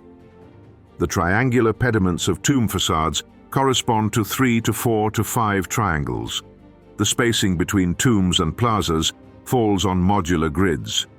Digital reconstruction suggests that the city's plan was not ad hoc, but followed a coherent mathematical design, blending cosmic alignment with civic layout. In the Islamic world, early Abbasid constructions, mosques, madrasas, and urban layouts present circle-square symmetries, domes of exact diameters, courtyards of proportional ratios, minaret placements that respect axial symmetry. When 3D models are analyzed, these elements appear not as isolated aesthetic choices, but as part of a structured, recursive geometry, one that echoes the same patterns detected in Angkor, Petra, and many other ancient sites. Some architectural historians, such as those inspired by the work of Keith Critchlow and Salim al-Hassani, argue that this geometry expresses metaphysical principles: unity, cosmic order, divine harmony. Modern techniques only reinforce that interpretation, showing that these spiritual ideals found expression in precise mathematical form repeated over centuries. The recursive nature of the geometry is especially striking. In multiple sites, Angkor, Petra, early Islamic complexes, researchers observe what one might call geometric fractals. A larger temple mirrors the proportions of smaller satellite temples. A city's layout mirrors the geometry of a sacred center. Courtyards, domes, and decorative elements follow the same ratios at different scales. In statistical analysis, these recurrences are rarely random. The probability that so many proportions, alignments, and ratios would overlap by chance is vanishingly small. As one archaeogeometry puts it, repetition is a fingerprint, a guiding principle. In 2024, further advances pushed the frontier again. Improved muon tomography simulations demonstrated that with 2 planar detectors placed on adjacent sides of a large pyramid, it is theoretically possible to achieve sub-meter resolution of internal structures. Trials suggest that future imaging could reach resolution of roughly 3 meters in central slices, enough to reveal narrow corridors, hidden shafts, or even internal chambers previously inaccessible. At the same time, archaeologists are building predictive models. By feeding data, known alignments, module sizes, harmonic ratios, into algorithmic templates, they can forecast where undiscovered temples, satellite shrines, or buried structures might exist.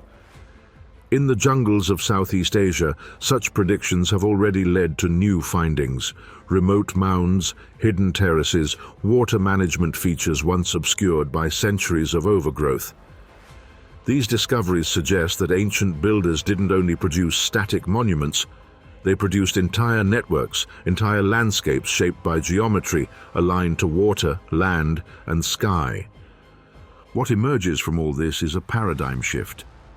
Geometry was not an afterthought or a decorative flourish. It was the underlying language of ancient construction, planning, cosmology, and spirituality.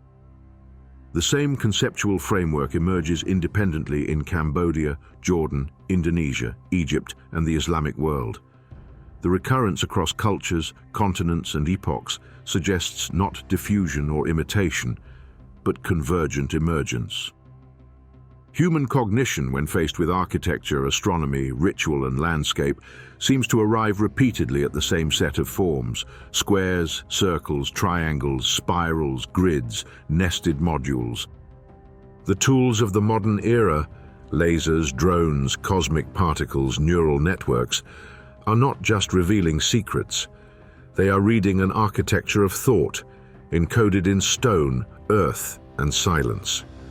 These technologies have become time machines, dissecting history layer by layer, uncovering voids, realigning lost cities, restoring hidden geometries, and revealing a cosmic code older than writing. And standing before this reconstruction, the question becomes unavoidable. Did ancient builders everywhere stumble upon the same mathematical language by instinct? Or were they listening to something deeper? A geometry not of their making but of the universe itself? A cosmic instruction manual written in angles, ratios, and alignment, waiting for minds alive enough to read it. As the detectors hum, the lasers scan, the algorithms map, and the models render, we realize that the monuments of the ancient world are not silent relics of vanished cultures. They are living manuscripts, and at last, we are learning to read them. Beneath the patterns of stone and civilization, the world itself speaks in geometry. Look closely, and one begins to see that the forms embedded in temples, pyramids, and mosques are not inventions of human whimsy, but echoes of the cosmos itself. Hexagons, vesica piscis, spirals. These shapes emerge repeatedly, not only in architecture, but in nature, across scales both vast and minute. The hexagon, for instance, appears in the swirling storms atop Saturn's North Pole, a six-sided vortex larger than Earth itself, spinning in perfect symmetry, captured in stunning detail by NASA's Cassini spacecraft in 2013. The planet's atmosphere, shaped by fluid dynamics and planetary rotation, spontaneously organizes into this geometric perfection. On our own planet, bees construct honeycombs, six-sided cells that maximize storage while minimizing wax. Basalt columns like those of the Giant's Causeway in Northern Ireland or Devil's Postpile in California form naturally as volcanic rock cools and contracts, breaking into hexagonal prisms. The same shape, repeated across worlds and scales, hints at a universal principle that energy, force, and efficiency often converge on this simple, harmonious form. Equally pervasive is the vesica piscis, two overlapping circles forming a pointed oval. It appears in the arrangement of seeds within fruit, in the overlapping wakes of rippling water, even in wave interference patterns in physics. The form is not merely aesthetic, it is a natural solution to optimization, growth, and propagation. It is the template for expansion and balance. When architects in India drew the Sri Yantra, or when Islamic builders layered interlocking domes, they may have been consciously or intuitively echoing this universal pattern, translating the language of nature into stone. Spirals, too, dominate both the heavens and the earth.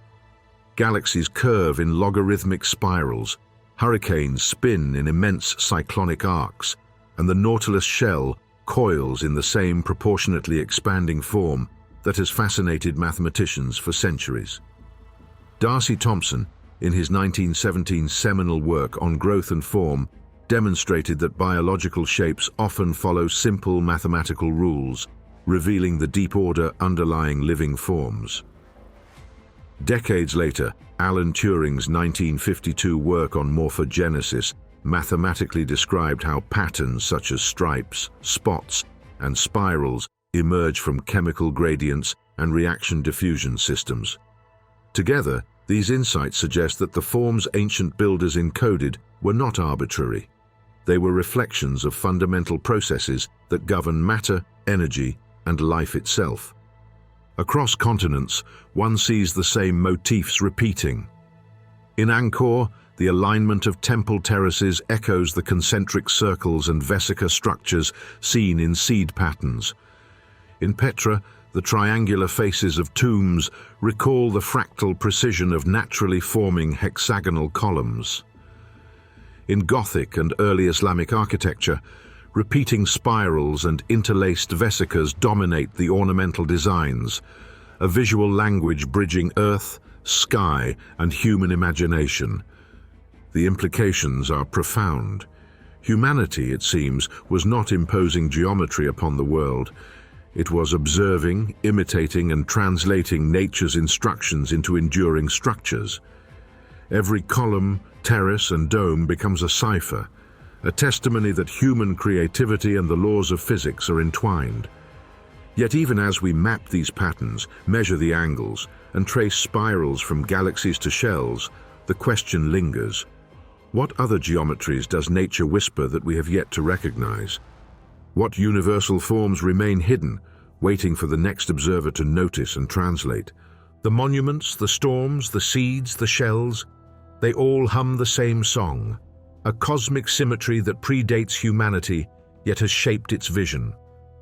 And as we follow this thread, one cannot help but wonder, are we uncovering a universal blueprint, or merely glimpsing fragments of an infinite, elegant order that will always remain partially beyond our reach?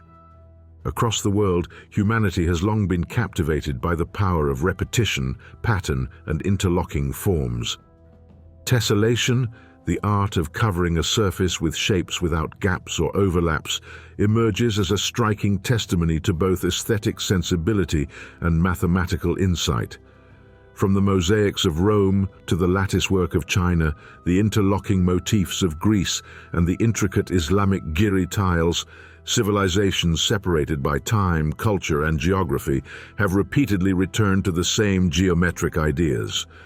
Roman artisans, for instance, mastered the use of tessellation in mosaic floors dating back to the 1st century BCE.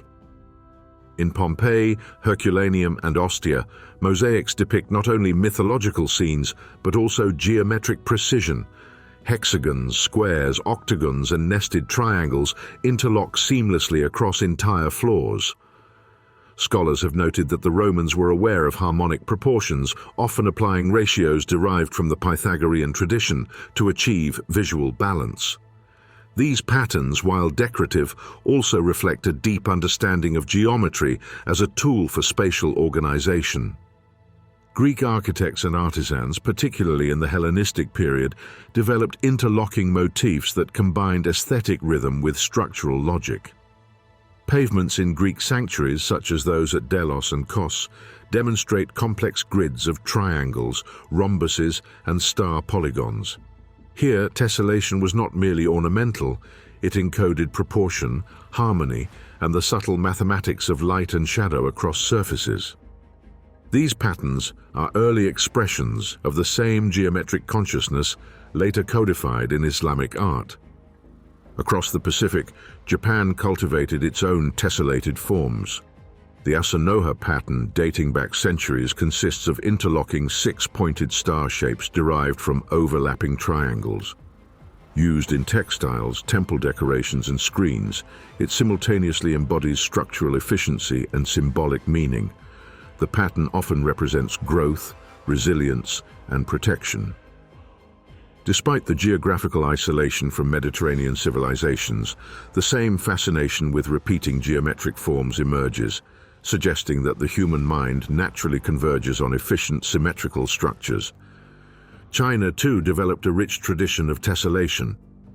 Latticework, particularly in the Ming and Qing dynasties, features interlocking squares, octagons, and meandering geometric motifs.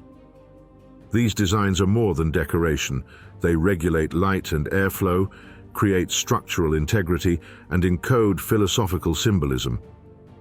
The repetition of geometric patterns in Chinese architecture and artifacts parallels the symbolic and functional integration seen in Roman and Japanese tessellations. Islamic tessellations represent perhaps the most sophisticated application of interlocking geometry.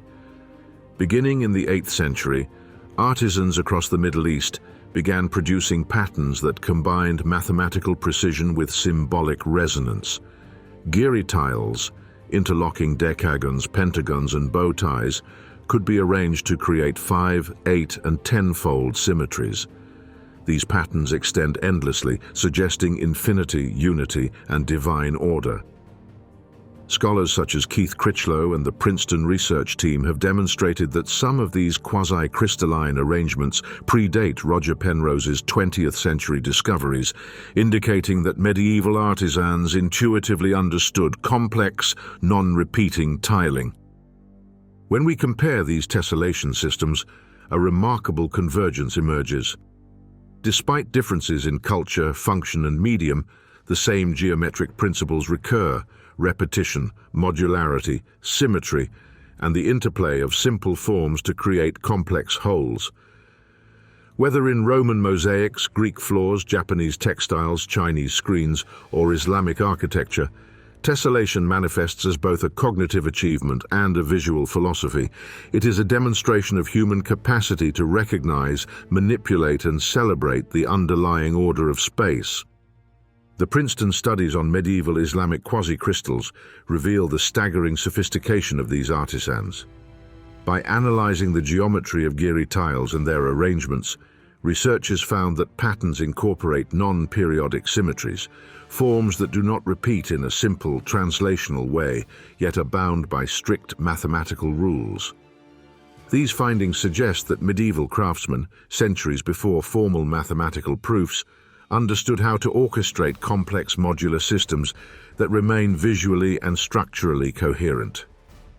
The global recurrence of tessellation hints at a deeper question.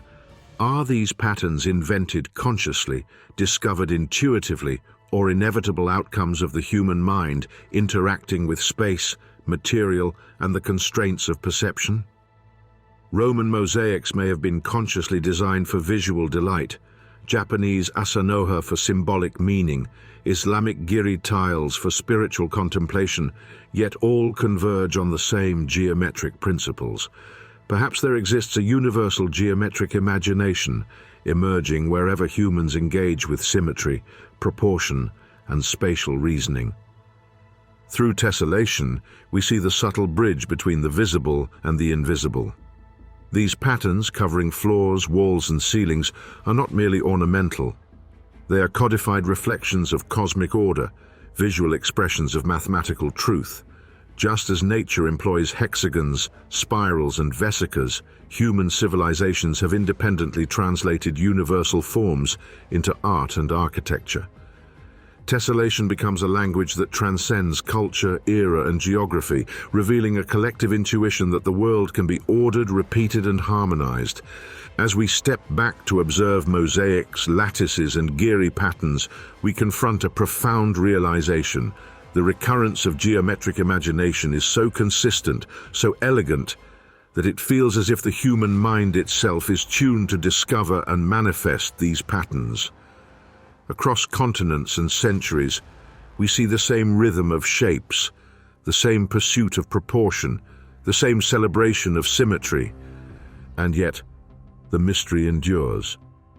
Were these tessellations consciously invented, discovered through observation of nature, or simply inevitable when humans engage with the challenge of space and pattern? Across thousands of years, from Rome to Japan to Samara, the answer is elusive. Perhaps the truth lies somewhere in between, that human creativity, inspired by the forms of the universe, repeatedly returns to the same principles, echoing a geometry that is at once natural, intellectual, and transcendent. In observing these tessellations, we realize that geometry is more than decoration, more than utility.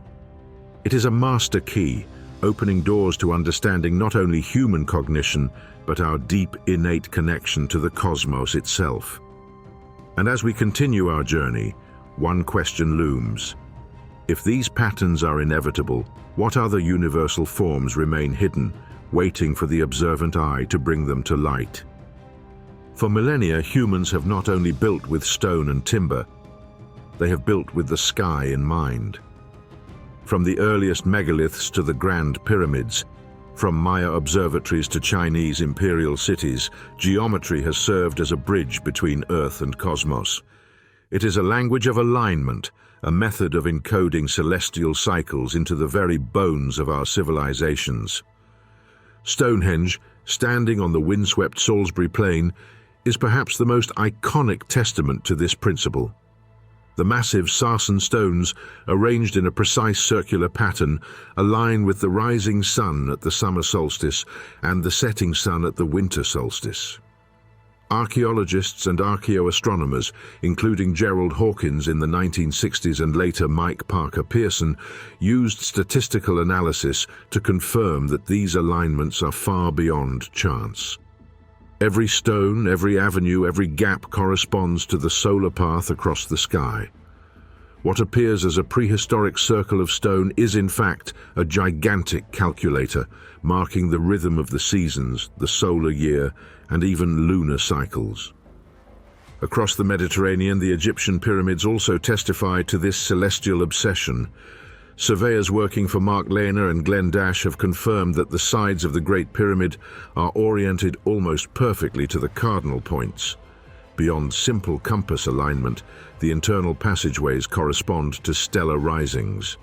The southern shaft of the King's Chamber aligns with the Belt of Orion, a constellation intimately tied to Osiris and the afterlife.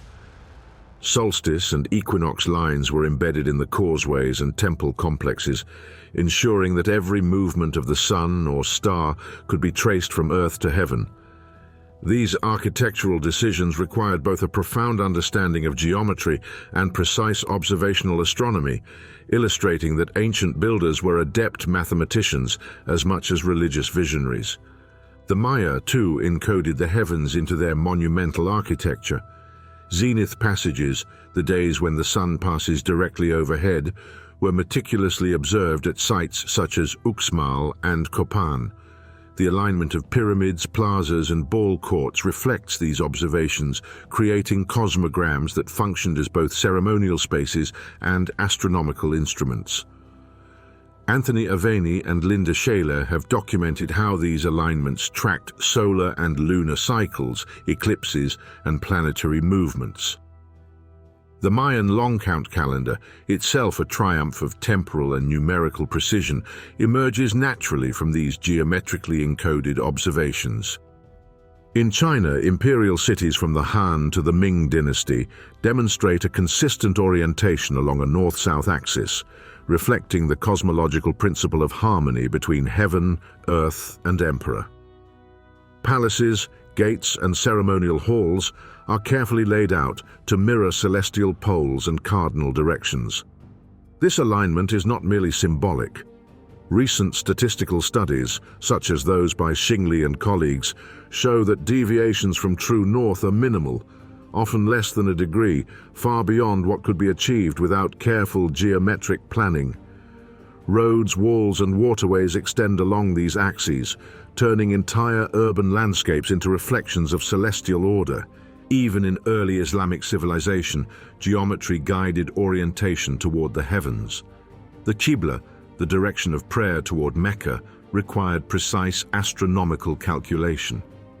Early mosques often employed observational instruments and spherical trigonometry to determine correct orientation. Scholars such as Emily Savage Smith have documented instruments like the astrolabe and sundial, used to align minarets and mihrabs with remarkable accuracy. The circle and its subdivisions, central to Islamic geometric decoration, thus also served a practical cosmic function, linking the earthly domain of worshippers to the broader cosmos. Across these cultures, geometry was never arbitrary. Recent studies have employed statistical analysis to measure orientation accuracy across hundreds of monuments. For example, a 2019 survey of Egyptian temples found that the alignment of over 50 major structures deviated from celestial targets by less than half a degree. Maya pyramid alignments, analyzed via LiDAR and photogrammetric data, show precision within a degree for solar zenith and equinox orientations. In China, measurements of Han Dynasty palace complexes reveal deviations as small as 0.5 to 0.7 degrees from the meridian. Even early Islamic mosques, spread across the Middle East and North Africa, exhibit Qibla orientations consistent with astronomical calculations far ahead of the available technology. These results underscore that geometric planning was a deliberate scientific process, not mere ritualistic imitation. Geometry encoded the rhythms of the universe, Stone circles, pyramids, observatories, and mosques were instruments for tracking seasons, lunar cycles, and eclipses. They allowed societies to predict agricultural cycles, schedule religious festivals, and understand celestial mechanics long before telescopes. Every axis, angle, and alignment reflects a dual purpose: practical observation and spiritual symbolism. Builders were translating the invisible choreography of stars and planets into stone, timber, and urban grids. The recurrence of celestial alignment across continents and cultures raises a profound question. Why was geometry always pointed at the sky? Was it a universal human impulse to connect with the cosmos? Or was it an empirical understanding, a rigorous observation that required precise measurement and calculation? Perhaps it was both, a fusion of science and philosophy, of mathematics and myth. In observing these monuments, we are reminded that geometry is more than a tool for construction. It is a bridge between human perception and the cosmic order, a language capable of encoding time, space, and meaning. From Stonehenge's solstitial stones to the Great Pyramid's stellar shafts, from Maya zenith passages to the north-south axes of imperial China, and the precisely oriented qiblas of early Islamic mosques, the lesson is clear. The sky was the ultimate template, and geometry was the means to translate it into enduring form. And as we trace these lines and angles, one question hovers in the mind of the observer. If geometry was so intimately tied to the heavens, what other cosmic knowledge might have been encoded in forms that we have yet to uncover? Across centuries and continents, a subtle thread weaves through human architecture and design, a thread that modern mathematics would only formalize millennia later. This is the language of fractals, recursion, and quasi-crystalline order, principles that describe how patterns repeat across scales, echoing the complexity of nature itself. Ancient builders, often dismissed as artisans or laborers, appear to have intuitively grasped these concepts, embedding recursive ratios and self-similar forms into temples, cities, and sacred spaces. In West Africa, Ron Eglash's pioneering research on African villages reveals that fractal principles guided urban layouts long before the formal development of chaos theory. From the recursive arrangement of courtyards and huts in Mali to the patterned streets of Benin, settlements exhibit a striking hierarchy of scale. Small clusters mirror the form of larger ones, and communal spaces echo proportions found at the village scale. Eglash demonstrates mathematically that these designs are not merely aesthetic. They optimize social cohesion, circulation, and resource distribution, showing that fractal logic was embedded in practical human life. In Southeast Asia, the lessons of recursion are just as vivid.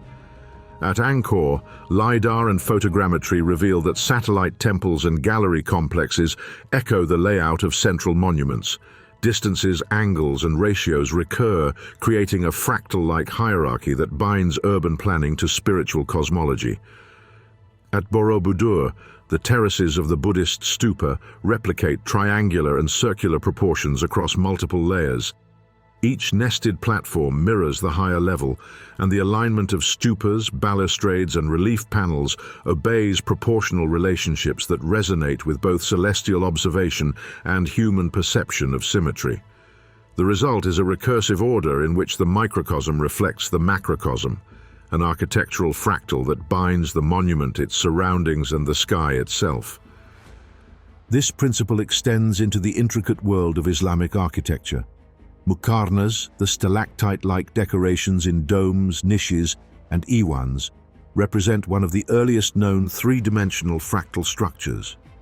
Scholars such as Keith Critchlow and Salim al-Hassani note that muqarnas employ recursive layering, subdividing each surface into smaller units that repeat the geometry of the larger form.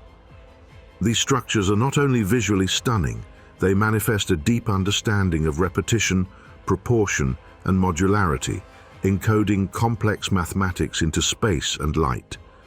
The aesthetic effect is amplified by shadows and reflections, creating a dynamic geometry that changes with the sun's movement, a living, breathing fractal. The recurrence of fractal-like design across civilizations finds a modern echo in the mathematical study of quasi-crystals and non-periodic tilings. Peter Liu, in his research on Penrose tilings, has demonstrated that many medieval Islamic patterns, giri tiles with 5- and 10-fold symmetries, are quasi-crystalline in nature. These designs, long admired for their beauty, adhere to mathematical rules that produce non-repeating patterns with local symmetries. When compared to Penrose tilings developed in the 1970s, the resemblance is striking. Ancient artisans achieved forms that mathematicians would only define centuries later. It suggests that pattern recognition, proportion, and recursion are intuitive aspects of human cognition, discovered independently in multiple cultural contexts. Nature, too, provides a mirror for these designs. Benoit Mandelbrot, the father of fractal geometry, demonstrated that coastlines, clouds, tree branches, and river networks all obey recursive patterns. Human-built fractals, from African villages to Angkor Wat, echo these forms, suggesting that ancient architects observed nature closely and translated its principles into stone, wood, and brick. Galaxies, hurricanes, leaf veins, and neural networks all show repeated ratios and self-similarity across scales, implying that fractal logic is a universal principle accessible to human intuition without formal mathematics. Fractal patterns also appear in religious and cosmological symbolism. In Hindu and Buddhist mandalas, the central motif radiates outward, each concentric circle and geometric division reflecting and amplifying the previous one. Sacred diagrams such as the Sri Yantra employ nested triangles and intersecting circles, producing visual recursion that aligns with both meditative practice and cosmic symbolism. The repetition of form, echoing through layers of geometry, creates a bridge between human perception and the structure of the cosmos, a physical manifestation of fractal logic. In architecture, this recurrence is not merely symbolic. Recursive proportions guide construction, circulation, and perception. In Borobudur, the repetition of triangular terraces and stupas produces sightlines that guide the viewer's gaze upward and outward, creating a layered narrative of enlightenment. At Angkor, satellite temples echo the dimensions of central monuments, reinforcing spiritual hierarchy and cosmic order through proportion alone. Early Abbasid mosques, too, use nested courtyards and minarets in recursive relationships, encoding a fractal-like understanding of space that unites the finite with the infinite. The convergence of these examples across continents and epochs raises a profound question. Were ancient builders intuitively mapping the mathematics of complexity? The evidence is compelling. Recursive ratios, fractal scaling, and quasi-crystalline tilings appear independently in Africa, Asia, the Middle East, and Europe. They manifest in domestic layouts, religious monuments, urban grids, and decorative motifs. The repetition is neither coincidental nor purely aesthetic. It reflects an understanding of how proportion, scale, and recursion can shape perception, social interaction, and spiritual experience. Modern science allows us to quantify and analyze these patterns. LiDAR, photogrammetry, and AI-driven pattern recognition uncover the repetition of angles, ratios, and layouts, revealing fractal structures invisible to the naked eye. Statistical analyses confirm that the recurrence of these patterns is far beyond chance. When combined with historical documentation, ethnographic observation, and mathematical modeling, the picture emerges of a global intuition toward recursive order, a shared human insight into the structures of nature and consciousness. Even in the realm of tilings and mosaics, this logic persists. Roman and Greek mosaics, Japanese asanoha, and Islamic giri tiles all exploit self-similarity and modular repetition. By interlocking shapes that echo across scales, these patterns create a sense of infinite continuation, hinting at principles now formalized in fractal geometry and complexity science. They demonstrate that human creativity, long before the advent of formal mathematics, could encode recursive order into tangible, enduring forms. The implications are profound. Across civilizations, fractal principles appear not as anomalies, but as a pervasive thread linking human cognition, perception, and creation. From the villages of Mali to the pyramids of Giza, from Angkor Wat to Borobudur, the evidence suggests that recursion, self-similarity, and quasi-crystalline order are universal aspects of the human geometric imagination. Builders were translating natural patterns into architecture, aligning human experience with cosmic and environmental rhythms, and encoding complexity in a way that resonates across millennia. And as we stand before these monuments today, one question lingers in the mind of the observer. Were these fractal forms consciously calculated, or were they the intuitive expression of a human mind attuned to the principles of complexity and the rhythms of nature? Whatever the answer, the recurrence of fractals, quasi-crystals, and infinite recursion offers a window into the extraordinary capacity of humans to perceive, understand, and manifest the mathematics underlying reality itself. In this convergence of intuition and modern science, the hero of our journey begins to glimpse a startling truth: that the ancient builders, separated by oceans and millennia, were not merely creating structures. They were mapping the hidden geometry of the cosmos, using proportion, recursion, and symmetry as their universal language. And in that recognition lies a revelation that challenges our understanding of history, mathematics, and the boundless potential of human insight. Across time and space, across deserts, oceans, and mountains, humanity has repeatedly returned to the same geometric forms. Circles, triangles, spirals, hexagons, they recur in Egyptian temples, Hindu mandalas, Greek spheres, Chinese cosmograms, and Islamic mosques. Civilization after civilization, separated by millennia and cultural chasms, arrived independently at the same language of proportion. It is as though geometry itself whispers across history, a universal code waiting to be read, a bridge between human perception and the cosmic order. The myths of ancient peoples speak in parallel motifs.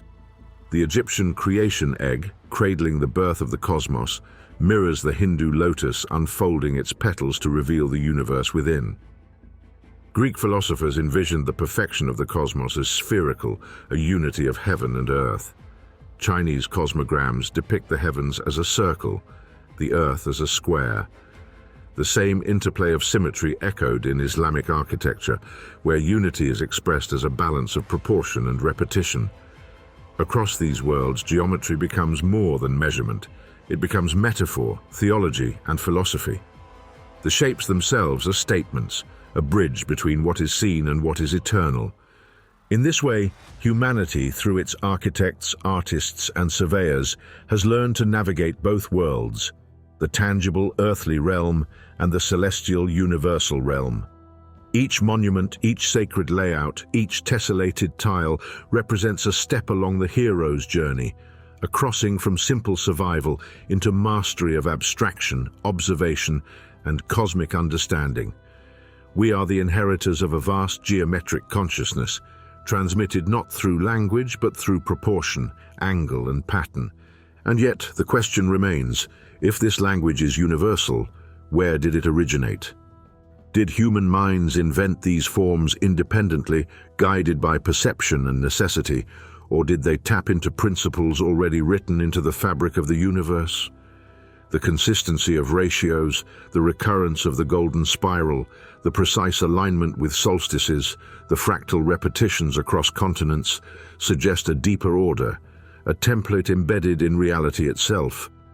Geometry may not merely be a human creation, it may be the universe expressing itself through the medium of human hands and minds.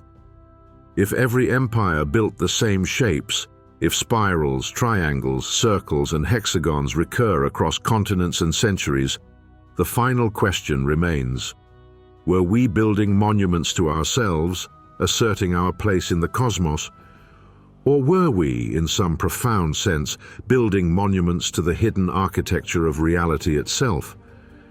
And perhaps in that act, humanity glimpsed for the first time the sublime truth, that the universe in its infinite complexity had been whispering its patterns all along, and we, through stone and proportion, finally learned to listen.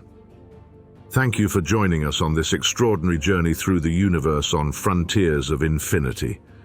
If this glimpse into the unknown has sparked your curiosity, be sure to subscribe and join us, where we unravel the darkest mysteries of space.